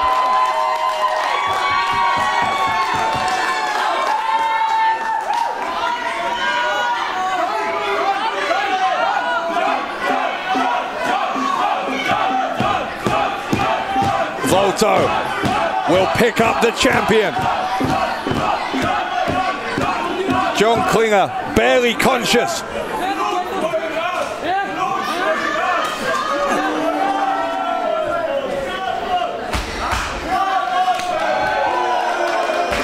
A pair of slaps from Senza Volto.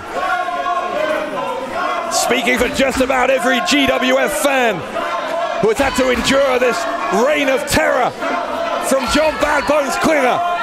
Is it coming to an end? Right here, right now, from Senza Volto. No.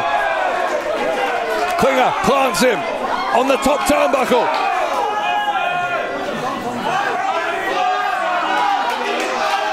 Suddenly, from the brink of victory to the jaws of defeat for Senza Volto. Look at this from Klinger. What is he doing here? He's got him up. He's looking, I think, he's got him in a crucifix position. If he nails this, and I don't know what's going to be left of Senza Volto. Volto escapes, so. Thank goodness for that. Senza Volto escaped down onto the apron.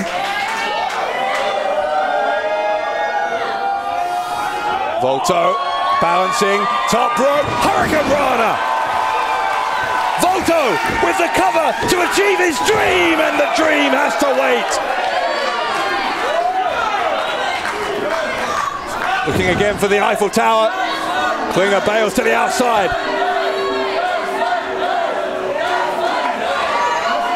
Hang on a second. Volto not going to take no for an answer. Leaps over the referee and takes out Brüder.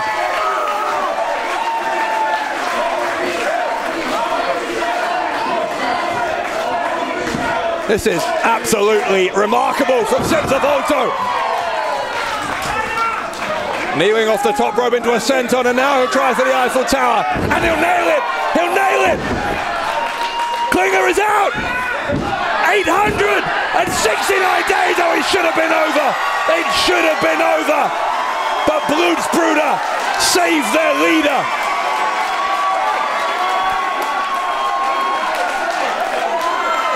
Referee has had enough of Erkan Solzani and Orlando Silva. Auf die offizielle Entscheidung des Referees. Moment.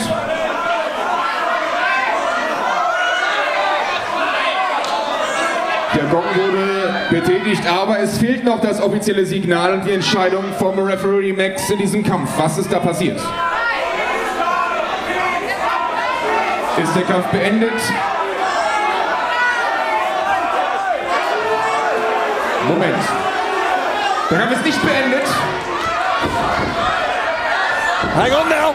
Volto catches him. Volto's got the champion's shoulders down again. And again, Klinger escapes. Erkan Solzani and Orlando Silva have not left ringside. They are still a menacing presence. And in fact, look, Silva drops him throat first. Solzani does the same. Oh God, no, this is beyond an injustice. The pile driver. Klinger with the pile driver. Don't tell me, no, yes. Senza Volto kicks out. Senza Volto will not die.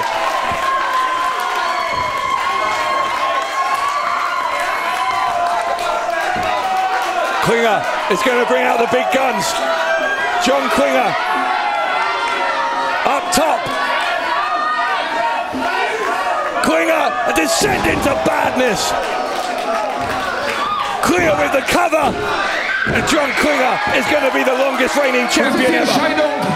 Und damit der Sieger in diesem Kampf. Und weiterhin German Wrestling Federation World Champion aus Bad Bone City, John Bad Bones Klinger. If there has ever been a World Championship worthy performance by any wrestler in GWF, it was surely Senza Volto tonight.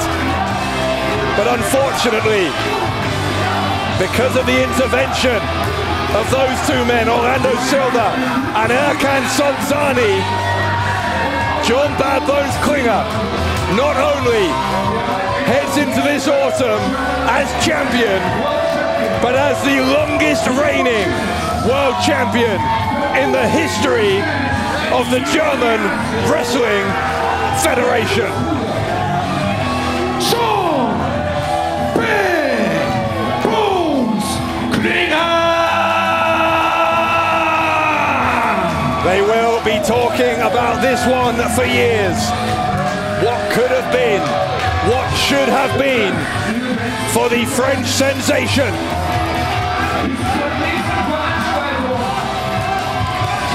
But as John Bad Bones Klinger and Brüder will tell you, what should have been doesn't matter. What matters is what has happened. And what has been here is that John Bad Bones Klinger, with help from Brüder, has put away Senza Volto. Als jeder andere. John Bad Bones Klinger!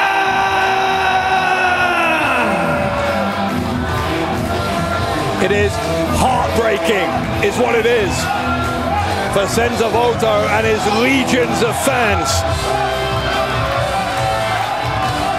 It is a problem as well, I would suggest, for GWF management, that this man now not only the face of the company, John Klinger, but the all-time longest reigning face of this company.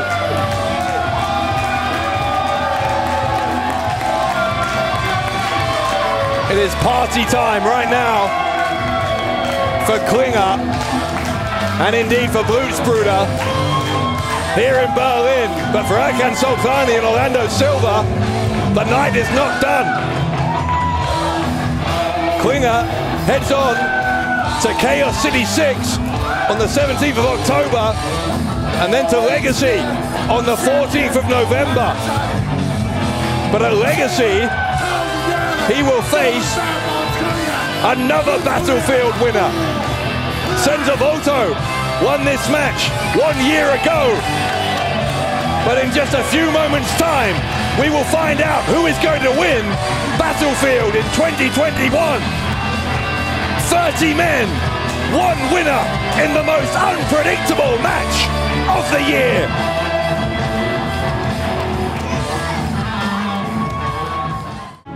Das Battlefield-Match. Bereits zum 6. Mal werden 30 Superstars in den Ring steigen, doch wie immer kann es am Ende nur einen Sieger geben. Wer das Battlefield-Match übersteht, auf den wartet die Chance seines Lebens. Ein GWF World Title Match bei GWF Legacy, der wichtigsten Veranstaltung zum Geburtstag der German Wrestling Federation.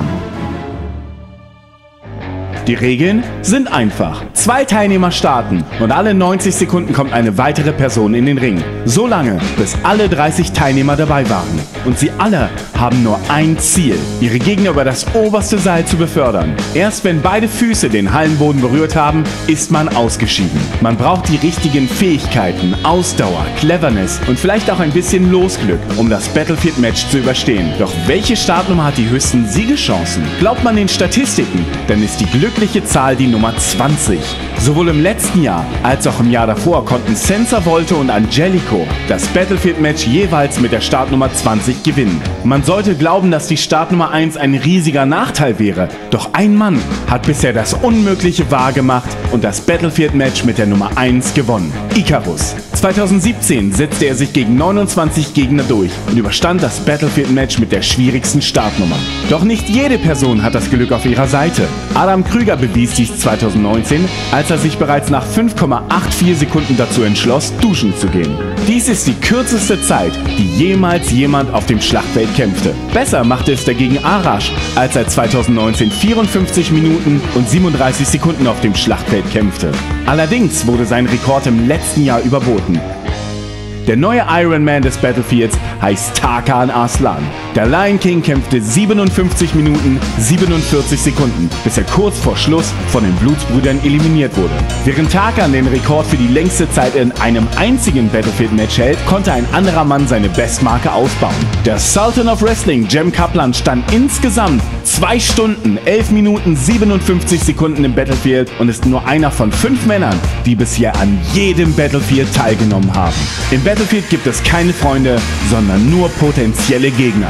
Dennoch taten sich 2016 7 Teilnehmer zusammen, um eine große Bedrohung zu bekämpfen. Gemeinsam beförderten sie Vincenzo Cocotti aus dem Ring, der damit ebenfalls einen Rekord hält. Sein ehemaliger Tag-Team-Partner Rambo konnte hingegen seinen Rekord ausbauen und ist weiterhin der Mann, der die meisten Gegner eliminiert hat. Insgesamt beförderte er bei seinen 5 Teilnahmen ganze 16 Kontrahenten aus dem Wettbewerb, hat allerdings 2 Männer im Nacken. Pascal Spalter, der 14 Gegner eliminieren konnte, und Erkan Sultani, der bisher 13 Teilnehmer aus dem Wettbewerb war. Werden wir in diesem Jahr erneut sehen, wie dieser oder ein anderer Rekord gebrochen wird? Seit dem ersten Battlefield-Match im Jahr 2016 haben insgesamt 68 verschiedene Superstars daran teilgenommen. Darunter befinden sich 8 verschiedene GWF World Champions, aber auch 10 verschiedene GWF Loserweight Champions. Wer tritt heute in die Fußstapfen von Erkan Sultani, Icarus, Bram, Angelico und Senza Volto? Wer beweist Durchhaltevermögen und wird das größte Match des Jahres überstehen? Willkommen auf dem Schlachtfeld. Die Zeit ist gekommen für das Battlefield. Online und im Stream. Es ist soweit. Das Match, dessen Namen diese Veranstaltung trägt. 30 Mann, ein Ring. Die Schlacht beginnt. It's time for the battlefield! Start Nummer 1 auf dem Weg zum Ring.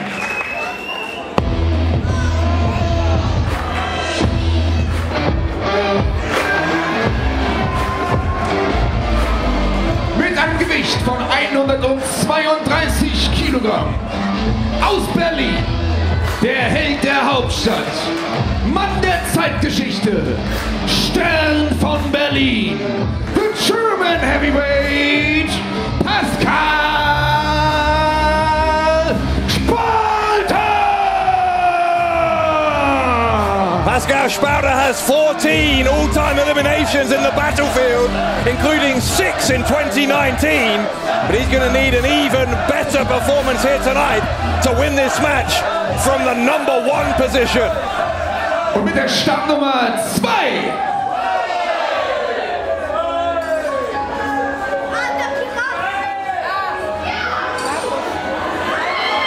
Now hold on.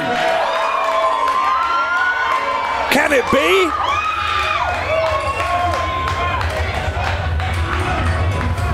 It is! Mit einem Gewicht von 90 Kilogramm aus einem Himmelsschloss fern dieser Galaxie, der Prinz der Sterne, Löwaniel! The Prince of the Stars! Für die Liebe! Meine lieben Kinder der Sterne, ihr alle wisst, wer ich bin, aber ich werde mich gerne noch einmal vorstellen. Ich bin Löwaniel,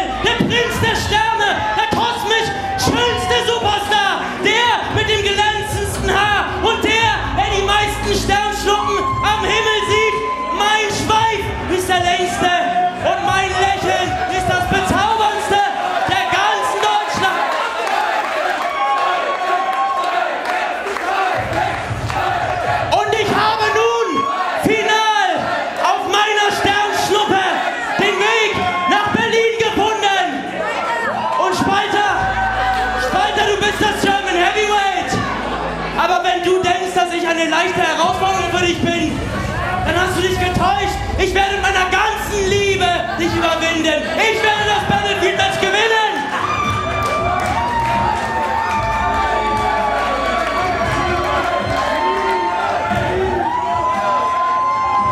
Deswegen habe ich noch eine Frage. Berlin, spürt ihr die Liebe?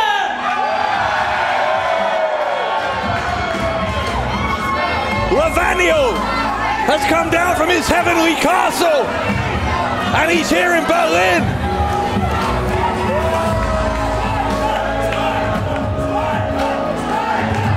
Well, what a moment to make your GWF debut.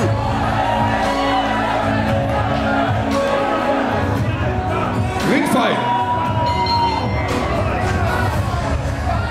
Pascal Spalter can't believe it. Vecchio, who has been making waves in WXW and elsewhere in Germany, is going to make his GWF debut here in the Battlefield match. You can hear the German fans chanting Liebe means love.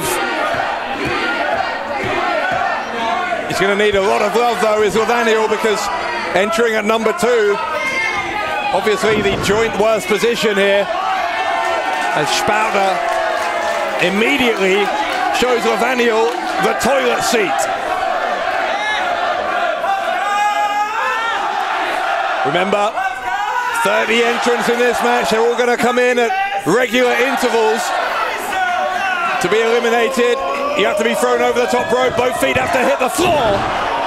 And we'll keep going until only one of the 30 is left. Now, pinfalls don't count, as Pascal Spalter just remembered. The winner of this match, of course, getting a shot at the world champion at Legacy on November 14th. Snapmare takedown from Vecchio.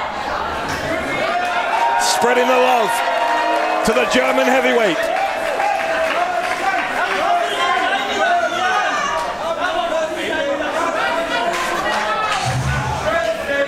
Well, very shortly, I think we are going to have a third entrant. Yeah, 5 seconds until we learn entrant number 3.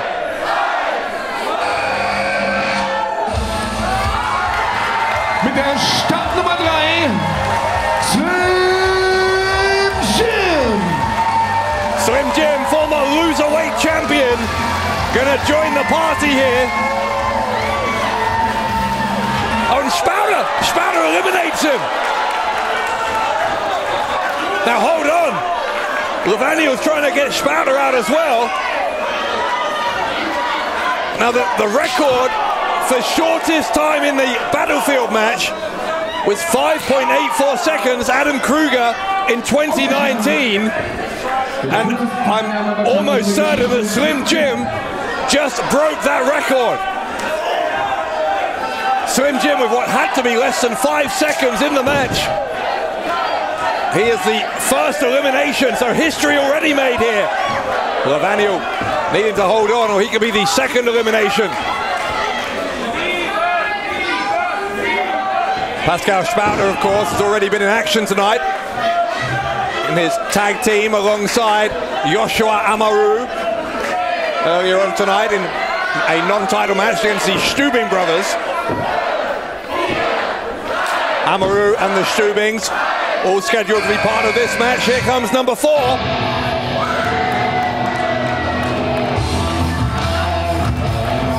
Start Nummer 4, El Rudo Rodissimo, Orlando Silva.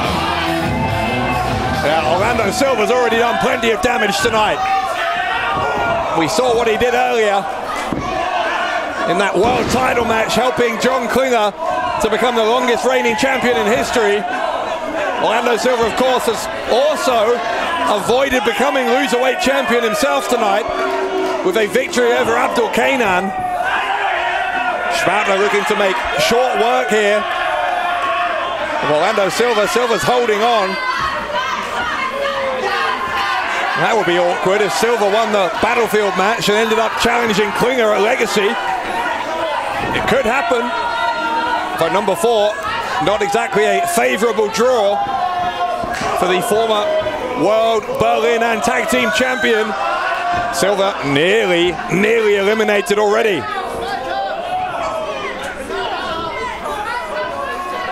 Levaniel firing away here at Pascal Spalter.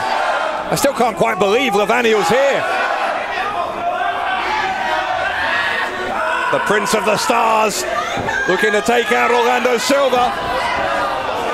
Spalter goes to the ropes and trying to clothesline Silva. Silva is still somehow not on the floor. He is in a bad position. It's Orlando Silva just about battling his way back in as we await number 5. Mit der Startnummer 5.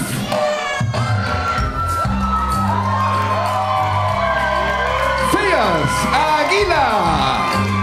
Death before shaving, it's Fayez Aguilar. Aguilar, relative newcomer, of course, to GWF. We've seen him in action a few times recently. Been teaming with Arash in the past couple of months, including last month at Pick Your Poison, where he was in a 3-way tag team match that included Brüder and included Spalter and Amaru. So Silva and Spalter faced Aguilar last month. Now look at this, a 3-on-1 alliance against Pascal Spalter.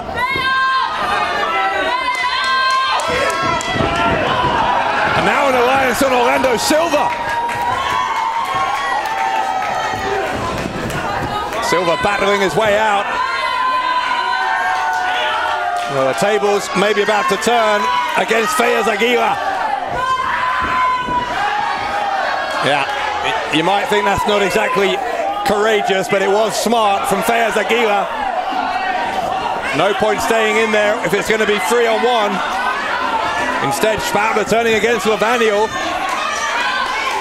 You see how fickle, how temporary alliances are in the Battlefield match.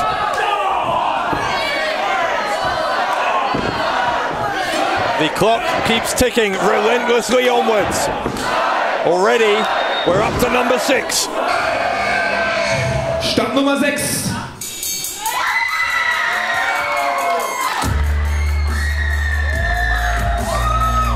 Adam Krüger. Adam Krüger has lost his record here tonight for shortest time in the match to Slim Jim. I'm sure he won't mind that too much. He'll be hoping to last a lot longer than his 6 seconds, or less than 6 seconds, that he did in 2019.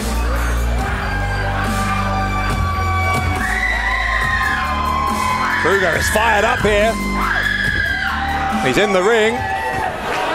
And there we go, he's already lasted longer than 2019. He's gonna have to last about another hour though, if he wants to be the #1 contender for the GWF World title and face John Klinger at Legacy on November 14th.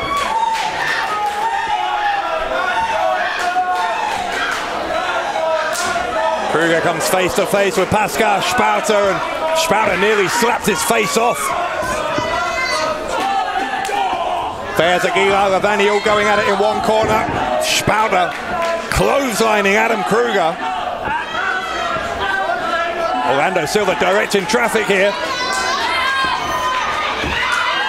Spalter going to try and send Krüger out over the top. Krüger holds on for dear life.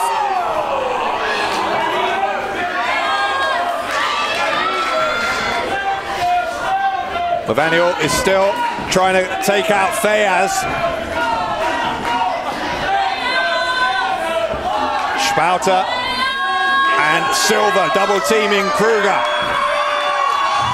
Fayez has got the upper hand here against Levaniel in that corner.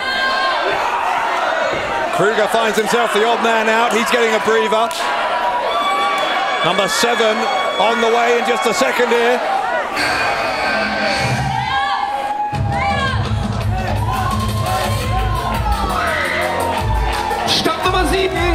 Ibo Latino!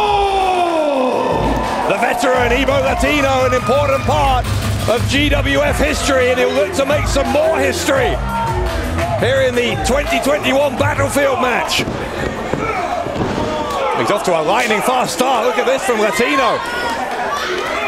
Oh, plenty of history between him and Silva, who he kicks in the side of the head. Now going after Pascal Spalter as well. Latino lifting up Pascal Spalter. Fayez Aguila was going to try and take advantage of Orlando Silva's compromised position. Silva didn't let that happen. Silva now biting at the foot of Aguila. Fayez Aguila trying to lift over the Brüder member over that top rope. Lavaniel and Kruger going at it. Seeing just a flavor here of how chaotic these Battlefield matches can be as the ring continues to fill up. Pascal Spalter, as I said, with 14 all-time eliminations prior to this match. It's 15 now, I guess, if you count him, his role in eliminating Slim Jim.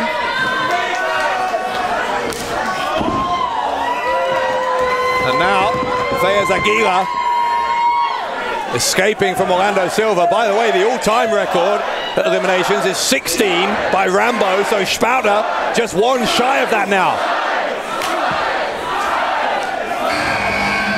Und mit der Startnummer 8.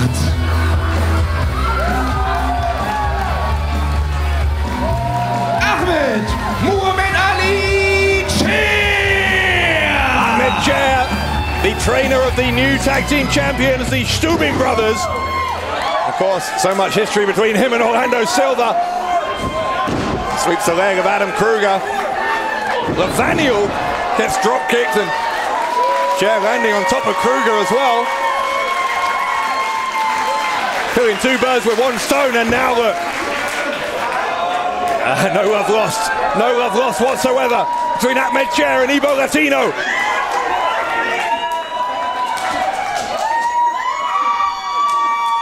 Slapping away. Ahmed Chair and Latino. Chair takes him down. Drops the elbow. Oh, hang on, no. You can see Ibo Latino trying to bridge his way up. Both men back up to their feet.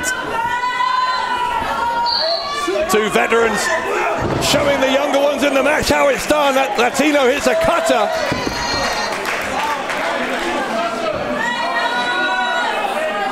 Now Spalter going to look to equal Rambo's record by taking out Ahmed Chair.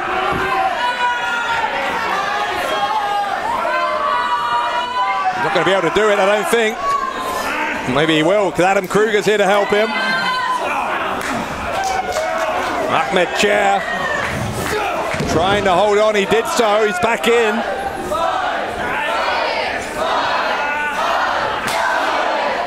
Still plenty of danger of elimination. Who's going to be number 9? Mit der Startnummer 9. Georg Ascola. Georg Ascola, the Brandenburg Barbarian. What kind of impact can he make in the Battlefield? Makes an instant impact on Ibo Latino and on Orlando Silva. Ascola taking control of the Battlefield match. Hooks up. Fayez Aguila drops him with a driver.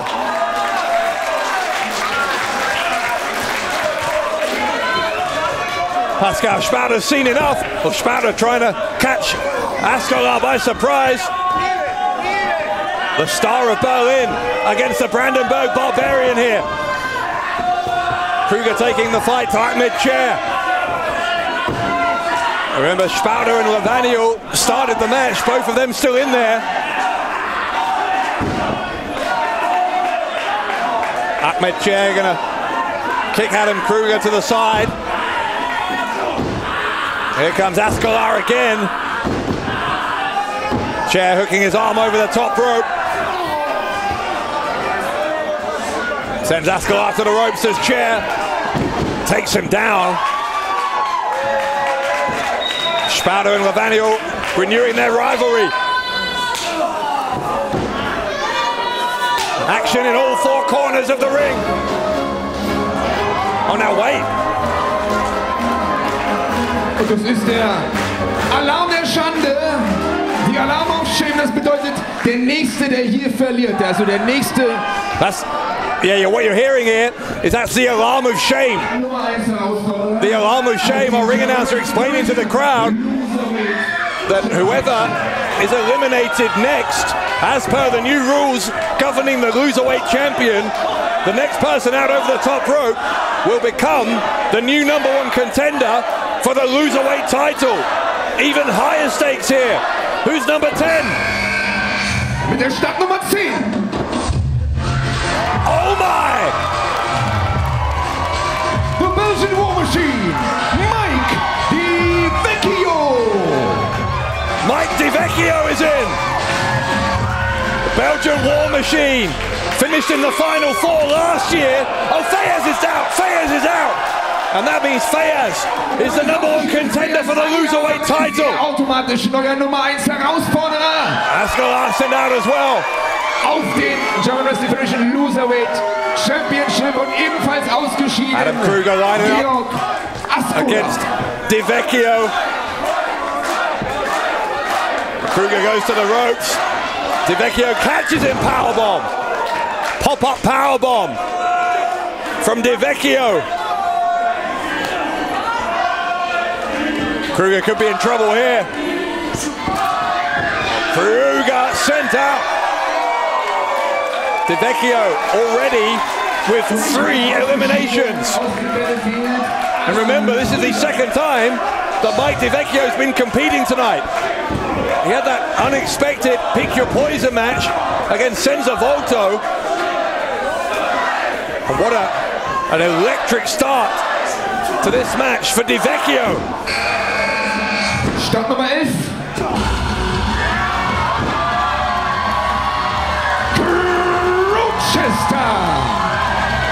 Crowchester, a few euros wealthier than he was at the start of the night, courtesy of Itash Bahar. He's going immediately here after Orlando Silva. We know that Crowchester's had some recent history with Brüder, who brutalized him in the build-up to John Klinger's match with Senza Volto. Crowchester now off the middle, takes out Lavaniel. Impressive from Crowchester.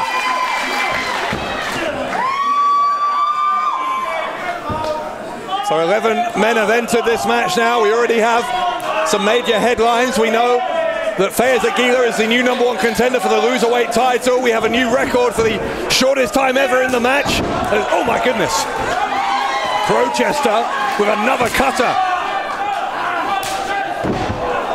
Pascal Spalter and Ibo Latino double teaming here on Crowchester to try and slow down this momentum that Crowchester came into the match with.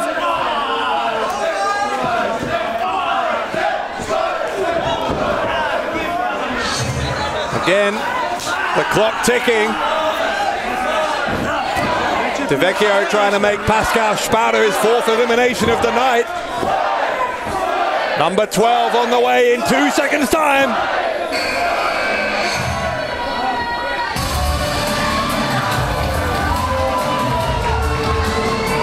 Nummer 12. Xara. The enigmatic Turkish assassin, Xara. Xara very quickly off the mark here. He's sent out Latino already. Great start from Xara. Xara with a smile on his face as he stares down Crowchester. 2 of the young guns been looking to make an impact here in GWF in the past year or so. Look at these 2. Such raw ambition, raw passion from Crowchester and Xara, who clothesline each other down.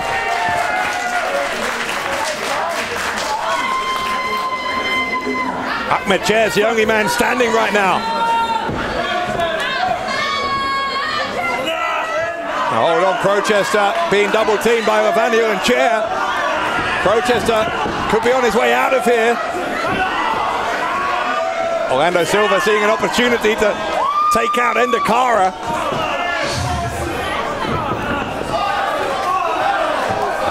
Again, the clock ticking. Levanio has turned against Ahmed Chair here. Rochester crawling his way to safety. Who's going to be lucky number 13?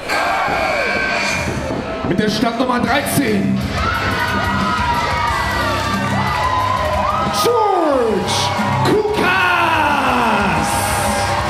George Kukas, all the way from the most dangerous city in the world, Aleppo in Syria.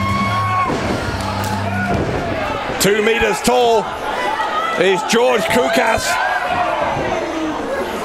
Kukas could be one of the favorites already. Dominant here. And Xara launched into the air.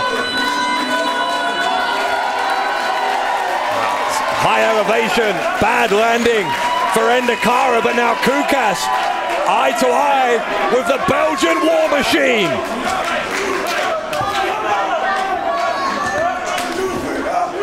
Two bulls here colliding. George Kukas, right to Vecchio. Right hand there from the Belgian. Kukas firing back. Here comes Di Vecchio looking for a bicycle kick.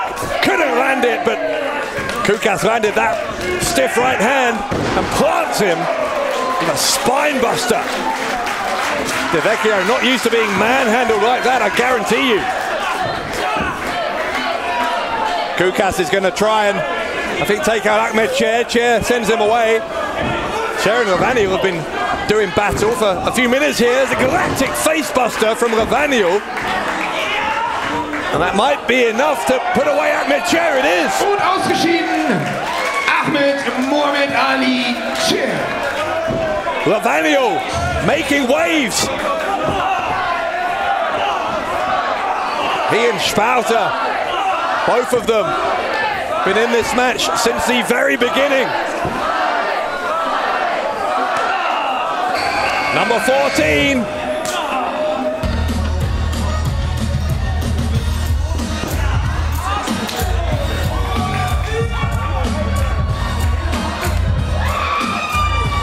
Startnummer 14. Bennett Brown. Bennett Brown from Kiel in Germany making his GWF debut. He's a big young man, is Bennett Brown. As Levanio just found out, he tried to run into him and it's like running into a brick wall. Rochester going to try and do some damage. But Brown catches him, hits him with a belly to back suplex. Now Brown has a hold of Levanio, belly to belly on Levanio. This young Bennett Brown, very impressive in the opening seconds of his GWF career. Picking up Levanio in a gut wrench. Gut wrench suplex on Levanio. Suplex after suplex from Bennett Brown. Here comes Xara. Xara and Brown. And it is Bennett Brown again who is dominant. Kukas in danger of being shoved out of the ring. I didn't see if he went over the top rope. Either way, he's rolled back in. Di Vecchio. Oh, Di Vecchio could be out. Di Vecchio could be out. Di Vecchio held on. Kukas nearly outsmarted him. Rochester almost out as well, but he held on.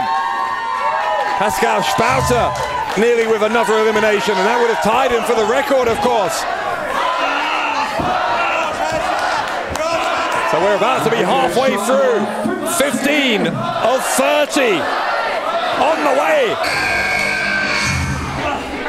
Say what you want, bitch, I'm a fucking phenomenon.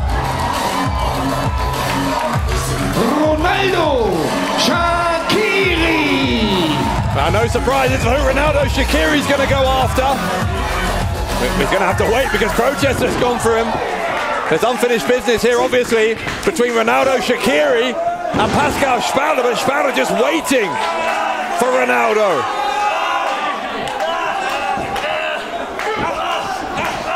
Shaqiri showing raw power. Spalter happy to just lay low, I think. Oh, God, Bennett Brown charged and regretted it. Shaqiri making an impact. He may be about to make an impact on the canvas with Lavaniel's body. Big power bomb.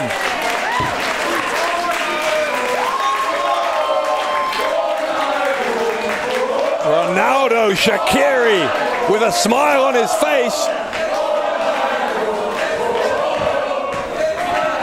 Now Shaqiri with an uppercut to George Kukas in the corner.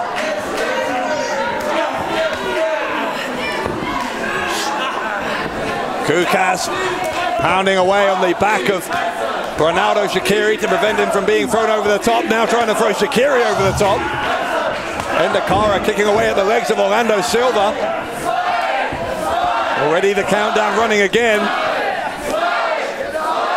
Crowchester getting back in the ring. He's surviving by the skin of his teeth here as Crowchester, but he's still in there.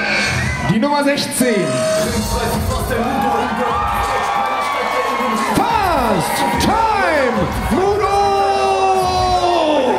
Fast time Moodo in action for the second time tonight. He was in that mixed tag team match earlier. Moodo with those martial arts kicks.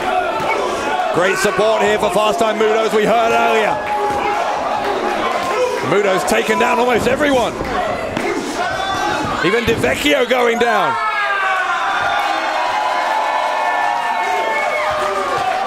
Orlando Silva climbing up top. That might be a mistake. Oh, he's gone.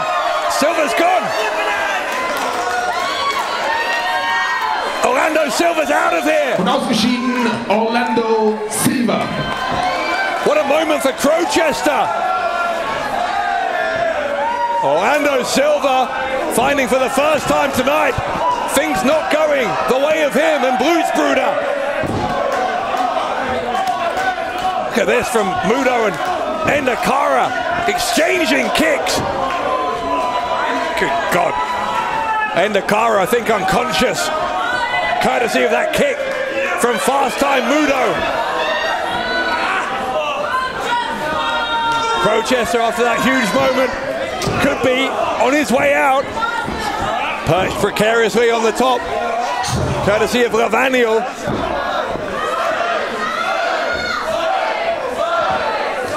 Number 17 is next, as Lavaniel still trying to get Crowchester out.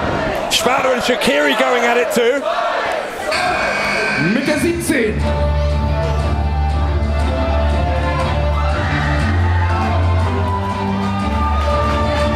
Der Pirat von Rauer See, Markus Monere.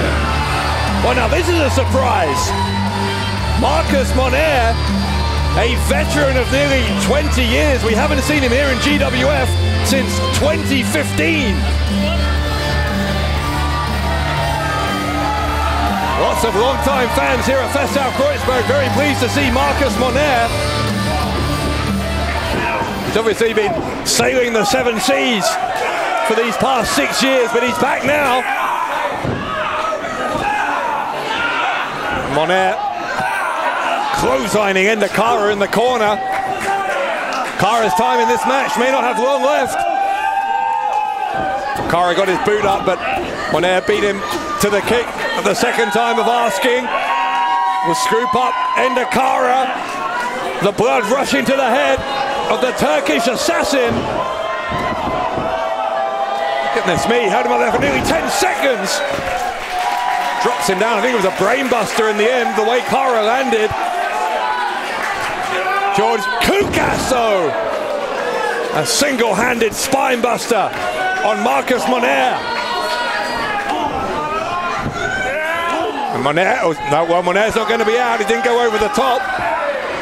In any case, his feet didn't hit the floor, but Moner using his veteran instincts there, just ducking down, so he went under the top rope rather than over it. 17 men in, number 18 en route.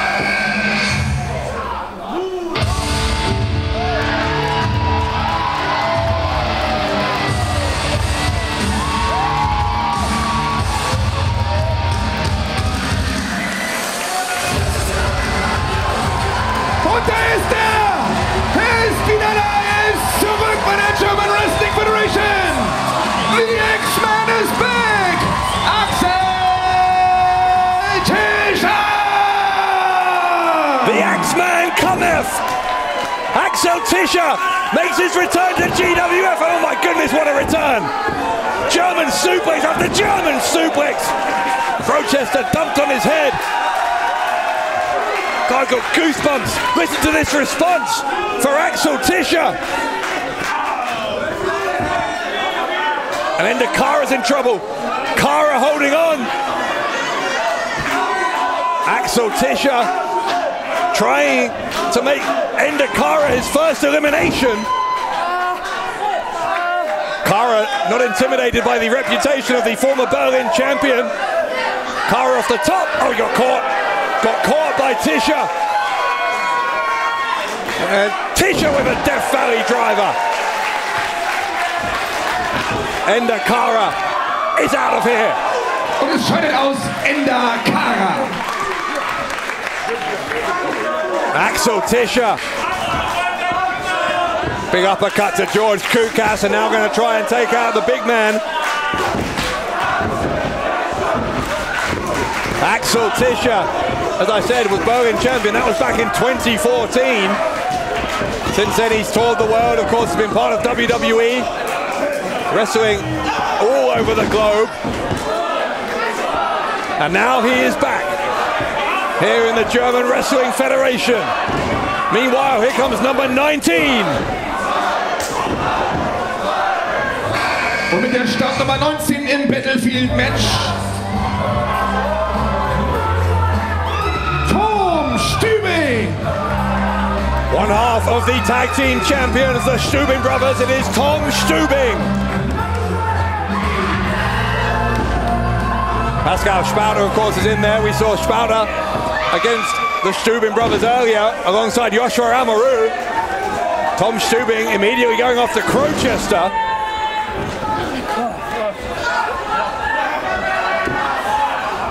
Stübing now trying to get Crowchester out over the top.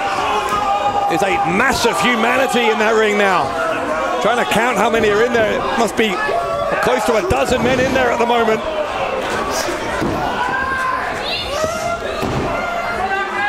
Kukas trying to make it one less as he takes out Moodo. No, he doesn't. Moodo clung on.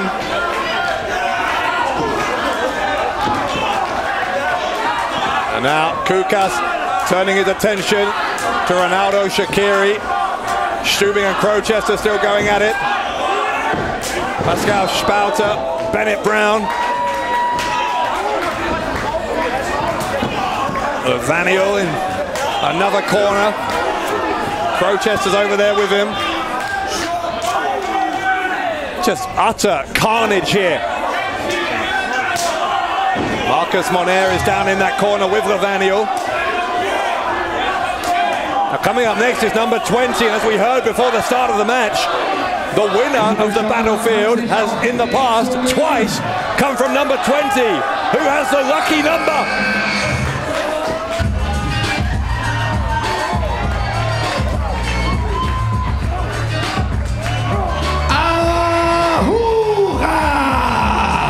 Well, this is another surprise. Second time ever we've seen the controversial Ahura here in GWF. And you come out smoking. Is that a cigarette? Oh my God! Oh my God! Ahura stubbing out his cigarette in the face, of Crowchester. And the barefooted Ahura with a kick to Crowchester. Now he's got a hold of Vaniel as well. Vaniel holds on. He's been there since the beginning as Vaniel. These two have competed against each other plenty of times in the past elsewhere, never in a GWF ring. Vaniel has that double underhook, but Ahura has got him in a front face lock. Ahura going to try and, I think, kick Vaniel out. Vaniel holding on. To a kick right to the head, and Vaniel's out. Und es scheidet aus Vaniel. Gallant effort by Vaniel. Entering at number 2, but number 20, Ahura, takes him out. Kukas then tried to take out Ahura.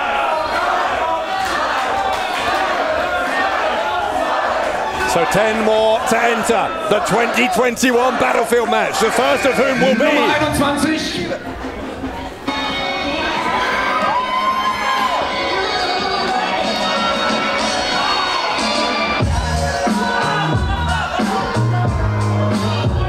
Joshua Amaru.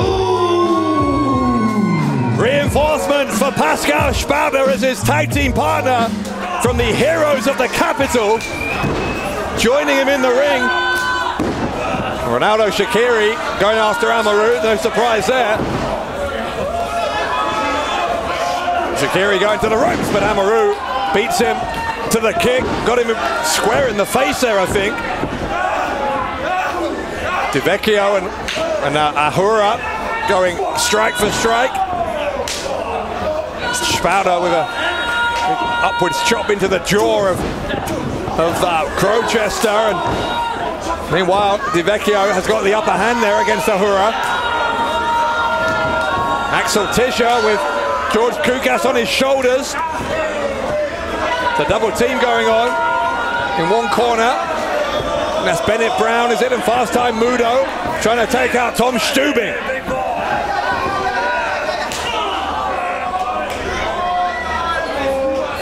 Vecchio could be in trouble. Mike Vecchio, one of the favorites for the match, already with a trio of eliminations, and now could be on his way out. Spalter the big boot, and Kukas is gone. Und ebenfalls ausgeschieden George Kukas. Spalter against his former partner, his former protege. 22.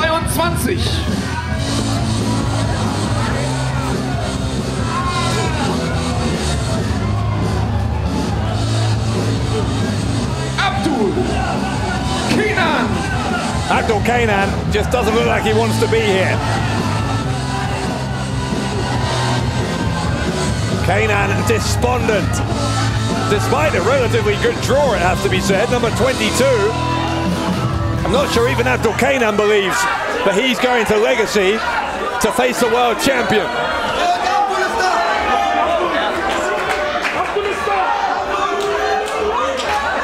Kenan can't be bothered. Kenan seeing all of the opponents staring at him. I think Kenan's just going to take a breather here. Sit down in the corner. That might be smart though, by the way. But probably not. I'm not sure if Abdul Kenan has the IQ to be doing that as some kind of deliberate strategy. In any case, Spalter very happy. Having, as I said, just turned the page in that alliance with George Kukas. With the help from his new partner, Joshua Amaru, taking out Kukas. Abdul Kenan still arguing with the referee at ringside.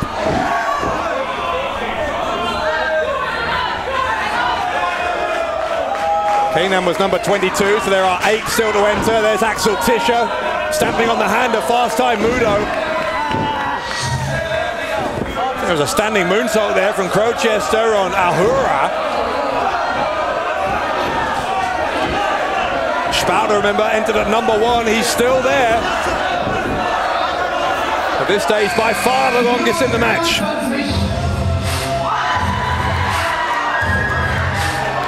The Sultan of Wrestling, First time we've seen the Sultan of Wrestling, Jen Kaplan, since last October.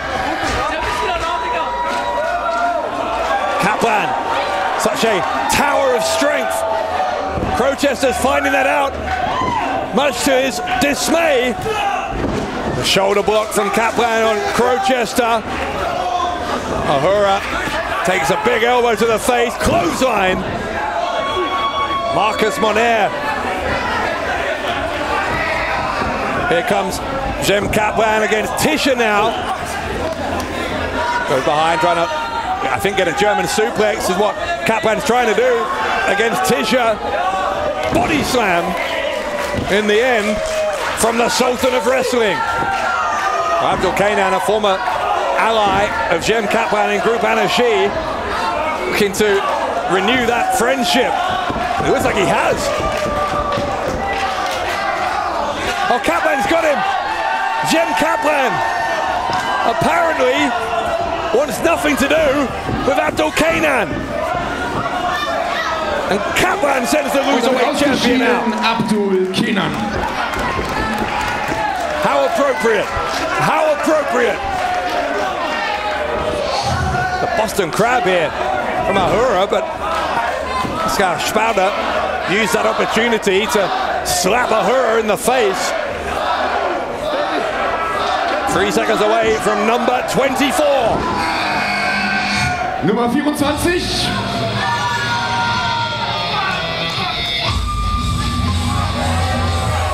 Der Auserwählte, Kevin Lazar. He really does bring that bucket everywhere. Kevin Lazar, number 24. Great chance for this young man. Lazar, another former Loserweight champion, but he's just missed the current Loserweight champion by a few seconds. Ooh. A fireman's carry into a driver by Lazar. And oh, Amaru's out. Amaru taken out by Shaqiri. So a measure of revenge for Ronaldo Shaqiri on one half of the heroes of the capital, and now Shaqiri going straight after Spalter. Oh, he's gone. Und ebenfalls ausgeschieden Tom Stübing. Has he gone or is he in? I think he's back in. I don't think his feet hit the floor. I don't think Shaqiri's feet hit the floor. Bennett Brown is gone meanwhile. Und ebenfalls ausgeschieden Bennett Brown. So just to clarify, Bennett Brown is eliminated. Shaqiri didn't hit the floor, and now he does. Und ebenfalls ausgeschieden Ronaldo Shaqiri. But this time, no reprieve for Shaqiri. Spalter does eliminate him after Shaqiri eliminated Spalter's tag team partner, Joshua Amaru.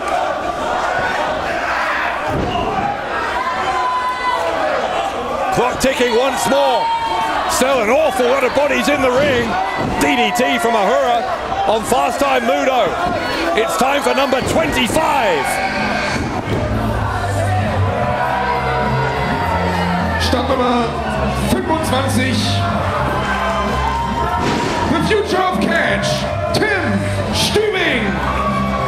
Tim Stübing, the other half of the tag team champions.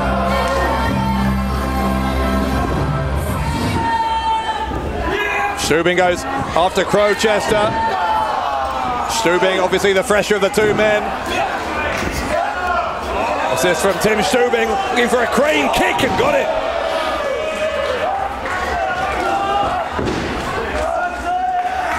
Stübing now going after Vecchio. No fear here from Tim Stübing.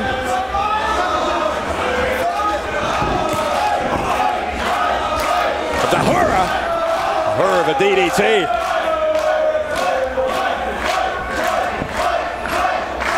Lots of support for various competitors echoing around Fessau-Kreuzberg.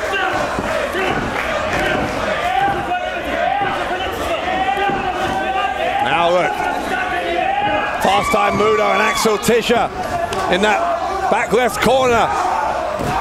They're in battle. Meanwhile, Vecchio almost taking the head off of Ahura.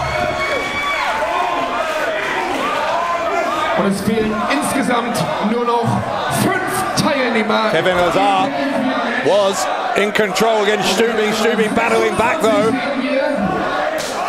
Number 26.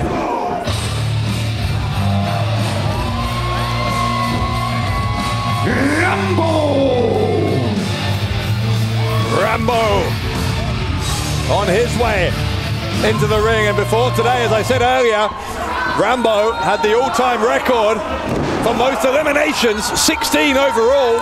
The joint record for most in one match with 6. Oh my goodness. Black belt kick from Moodo, but Moodo goes out. Ausgeschieden, fast time Moodo. Rambo dropped the top rope. Moodo came charging in, and fast time Moodo's out of there. Pascal Spalter, by the way, having eliminated Shaqiri, has now equaled Rambo's tally. All time, I should say, that is. It's 16. Tischer and Rambo going at it now. The bicycle kick from Axel Tischer.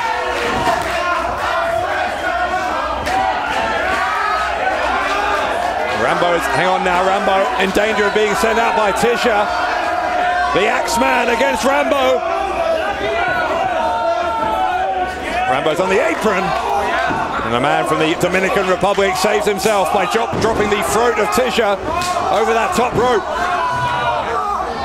Amaru was briefly on the apron there. Jim Kaplan could be in trouble. Here comes Ahura. A swinging kick into the face of Kaplan. There's only 4 more to enter. Nummer 27.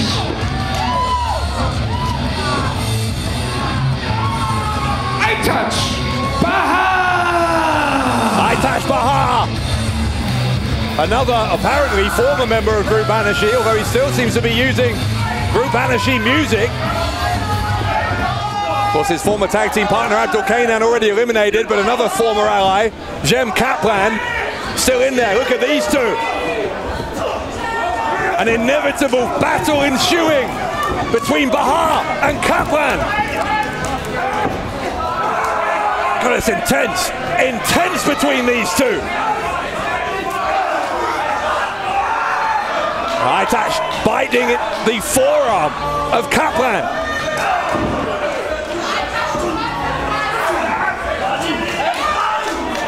Clothesline.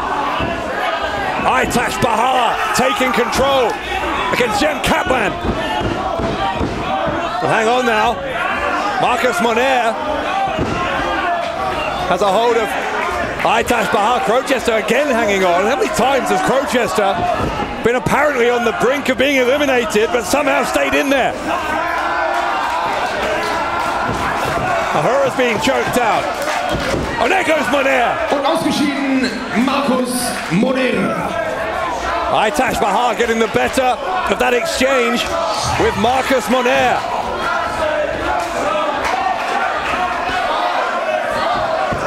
Wer ist der drittletzte Teilnehmer im Battlefield-Match mit der Startnummer? Who will be number 28?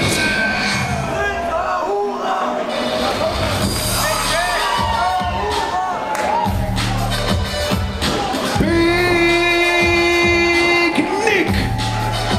Well, for the second year in a row, we see Big Nick at Battlefield, standing at 208 centimeters. The tallest man in the German Wrestling Federation, a professional basketball player and a professional wrestler as well, with a very promising future. Big body slam from Big Nick. Look at the size of him, dwarfing his opponents. Slams Lazar onto Stübing. Axel Tischer going to try his luck against Big Nick. It looks like he's going to suffer the same results as everyone else. Body slam on Tischer. And maybe at number 28, Big Nick has a very realistic opportunity here. Got Crowchester high above his head and drops him. A gorilla press slam from Big Nick.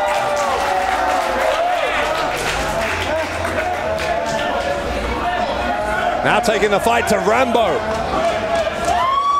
So self-confident is Big Nick as he's come in here, all guns blazing. Jem Kaplan kicking away at Kevin Lazar in the corner. Aitash Bahar's doing the same to Pascal Spalter over the other end. Spalter's been in there close to an hour now, having entered at the very beginning. 2 men left to enter. Who has drawn 29. Startnummer 29.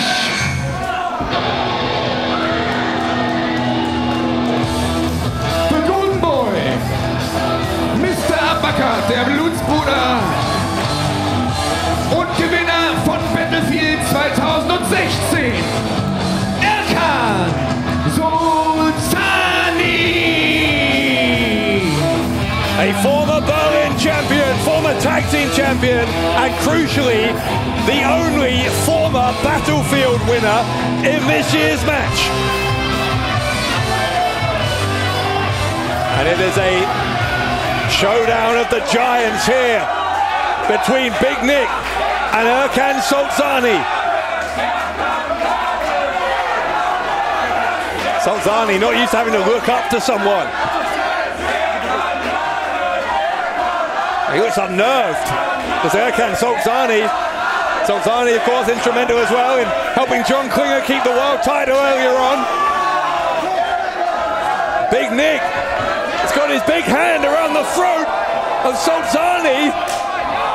He's saved by Ahura. Solzani was in trouble. There's a super kick. The Golden Boy with the super kick. One to Ahura as well. No gratitude from Erkan Solzani. It's a super kick party for Solzani.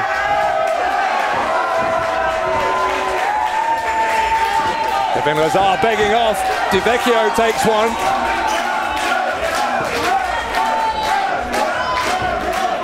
Lazar seeming to negotiate here. Solzani, meanwhile, turns his attention to Jem Kaplan.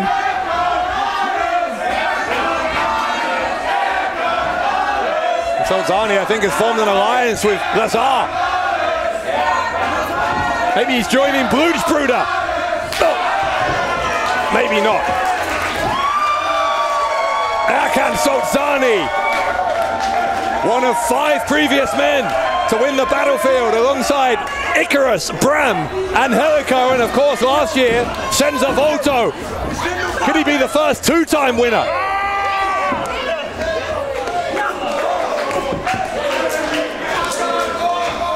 Tim Stübing, one of the men who took the tag team titles away from Solzani.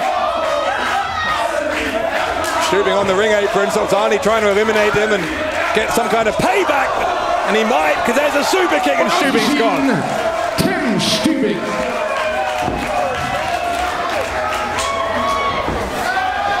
Tischer still looking good in there against Ahura. Und jetzt der letzte Teilnehmer im Battlefield Match 2000. We've had 29, the 30th and last, about to enter the battlefield.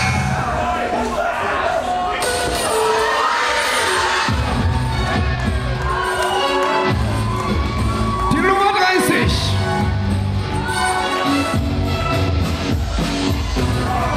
Aus Teheran im Iran, das persische Wunderkind Arash. The Persian Wunderkind completes the roster in this year's Battlefield. He gives a cold shoulder to Solzani, look at that. Now Arash going after Big Nick. You'd think that's a mismatch, but hang on, Arash has got Big Nick out on the apron. Big Nick, obviously, a lot taller than Arash. Arash will drop kick, and Big Nick's gone. Big Nick. Wow. Arash brimming with confidence here.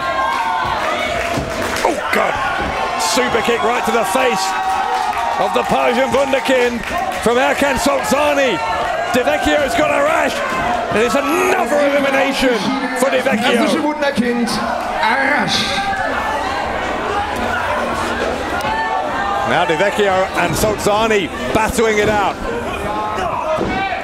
Spalter and Rambo still there. Kaplan and Aytaç Bahar. No love lost between those two, clearly. Look at this. Axel Tischer wrapping his arms around Ahura. Ahura's out on the apron. Pretty sure he went over the top as well. And now sleeper hold. Sleeper hold from Tischer on Ahura. Ahura is fading. Ahura fading out on the apron. And that sleeper hold from Tischer. And he's gone. Und ausgeschieden Ahura. Ahura eliminated, put to sleep by Axel Tischer, and then fell to the floor. Tischer now going after Jem Kaplan. Pascal Spalter taking it to Kevin Lazar. Crowchester still in there, unbelievably. So there's no men left to enter. One of the men you're seeing in this ring will win the Battlefield and will go to Legacy on November 14th to face John Bad Bones Klinger for the GWF World title.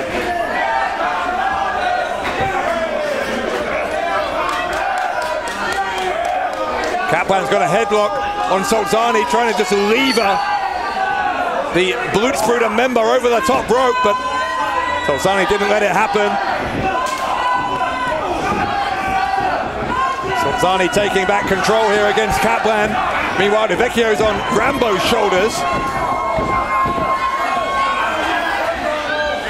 Vecchio now on the ring apron. He went over the top as well, so he needs to be careful.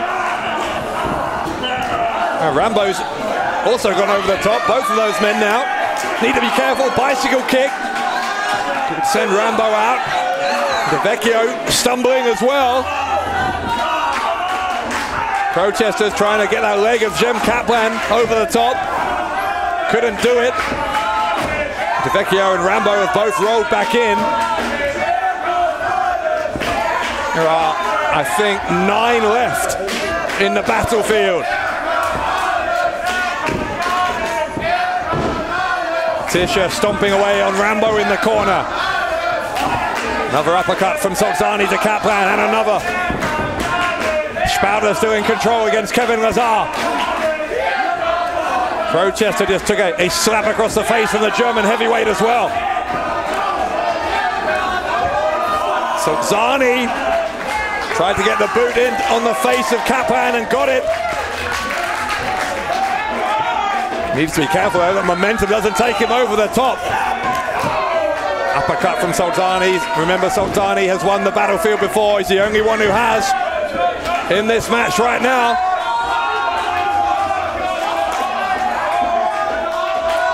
Kaplan sent over the top. Lazar has him on the apron. Lazar shoulder thrust, Lazar elimination, Kaplan. Eliminiert ist Jem Kaplan. A high-profile elimination for Kevin Lazar. Oh, but Lazar ran into a single-handed choke slam from Rambo.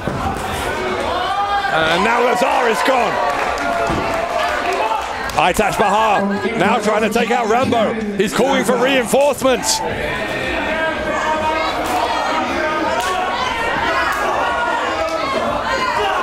Aitash cannot get Rambo.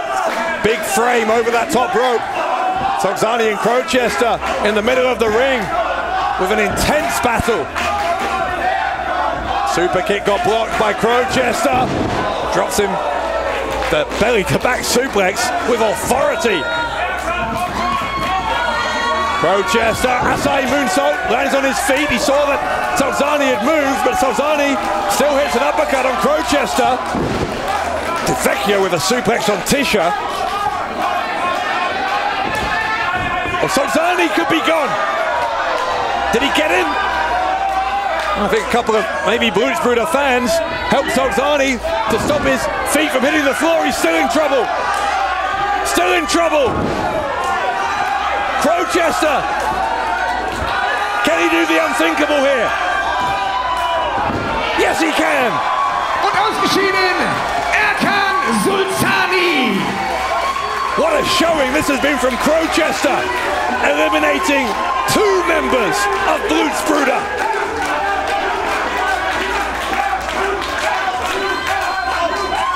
It's remarkable, remarkable night for Crowchester. It could get even better yet. Oh, is Solzani, hang on, Rambo might be gone as well. Rambo might be gone as well. Moment, halt, stopp, halt, stopp, halt, stopp. Fans greifen hier nicht in den Kampf ein. Ansonsten brechen wir ab. Also ganz wichtige, grundsätzliche Sache. Oh, hang on!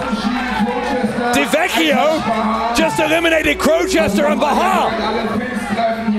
Well, by my count, that's his 5th and 6th elimination. Oh, that's his 7th. You know what that means? Mike Vecchio has just set a brand new record. 7 eliminations in one night. I think Rambo, yeah, he was. Rambo was one of the previous record holders. Rambo, Dover, Bram, Spalter, Tarkan Aslan, all of them had 6 eliminations. And now, in one night, Mike Vecchio has 7. But Spalter is still in there. He entered at number 1. And so is the Axeman, Axel Tischer. Die Nummer 1, Pascal Spalter.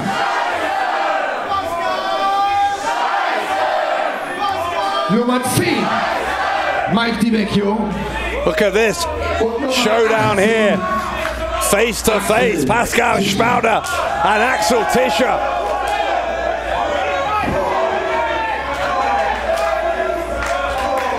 Slaps and elbows from Tischer and Spalter.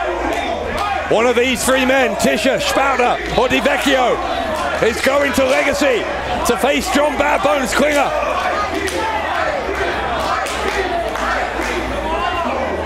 Spalter, how has he still got fuel in the tank after entering at number 1? A marathon effort from Pascal Spalter tonight.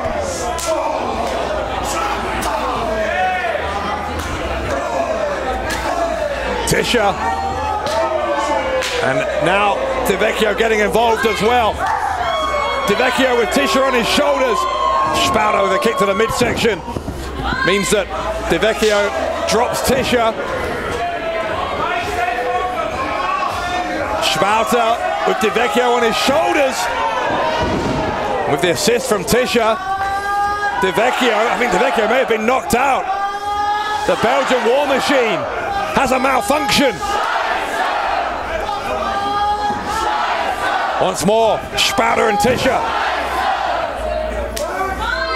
Elbow to the face, drop across the chest, and now, once more, the strikes from both men. Up on the shoulders now, though, is Tischer. Spalter going to try and get Tischer out of there. Tischer on the ring apron, he's hooked his right arm under the left arm of Spalter. Trying to hip toss Spalter almost over the top. Spalter is up on the second turnbuckle. Don't tell me he's going to try and suplex Tischer from there. Oh my God. A deadlift superplex from Pascal Spalter. Well, the good news, it won't feel like good news to him at the moment, but that brought Tischer back into the ring. And it might only be a temporary reprieve, because no doubt that did tremendous damage to Axel Tischer.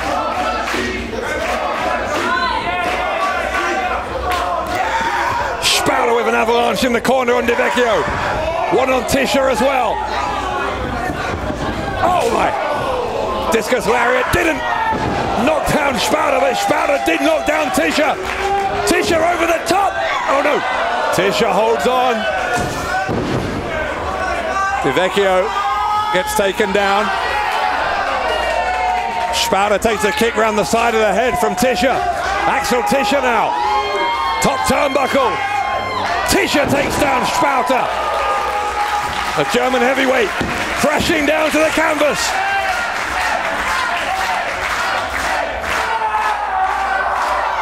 Big body slam from Axel Tischer. Any one of these 3 could be going to Legacy. Oh, but it's not going to be Spalter. It's not going to be Pascal Spalter.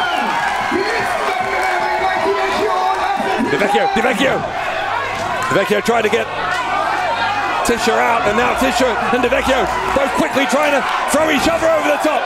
Vecchio's on the apron. Mike Vecchio on the apron. A kick to the side of the head, and he's gone. He's gone. Axel Tischer wins. Und damit der Sieger im Battlefield 2021 und Herausforderer auf den German Wrestling Federation World Championship bei Legacy im November. Der Aber der wieder da ist bei der German Wrestling Federation, the X-Men, Axel Tischer! Axel Tischer, the X-Man, is headed to Legacy here in Berlin on November 14th, the biggest night in the GWF calendar, for a date with Destiny against the world champion, John Bad Bones Klinger. What a return for the Axeman. Herausforderer Nummer 1 auf den German Wrestling Federation World Championship bei Legacy im November und Sieger des Battlefield 2021, the X-Men, Axel Tischer! It is the stuff that dreams are made of for Axel Tischer. Will he be the one to dethrone the man who will by then now be guaranteed to be the longest reigning world champion we've ever seen? John Klinger and Axel Tischer, one-on-one for the richest prize in the German Wrestling Federation. It's all going down at Legacy on November 14th.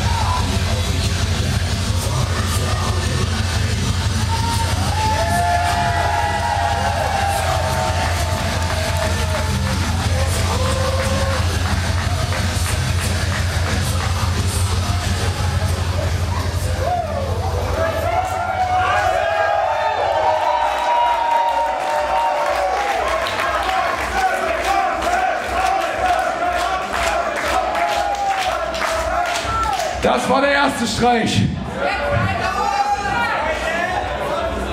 Bad Bones,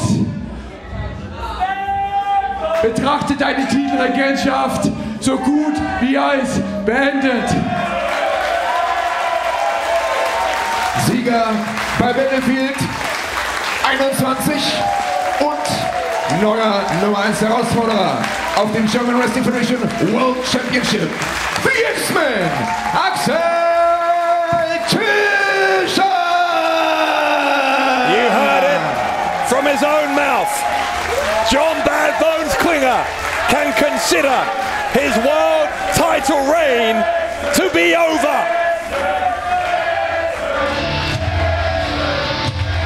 Are the days of Bad Bones' title reign now numbered? Axel Tischer with a clear message here tonight for the German Wrestling Federation World Champion. The Axeman cometh for the World Championship at Legacy on November 14th.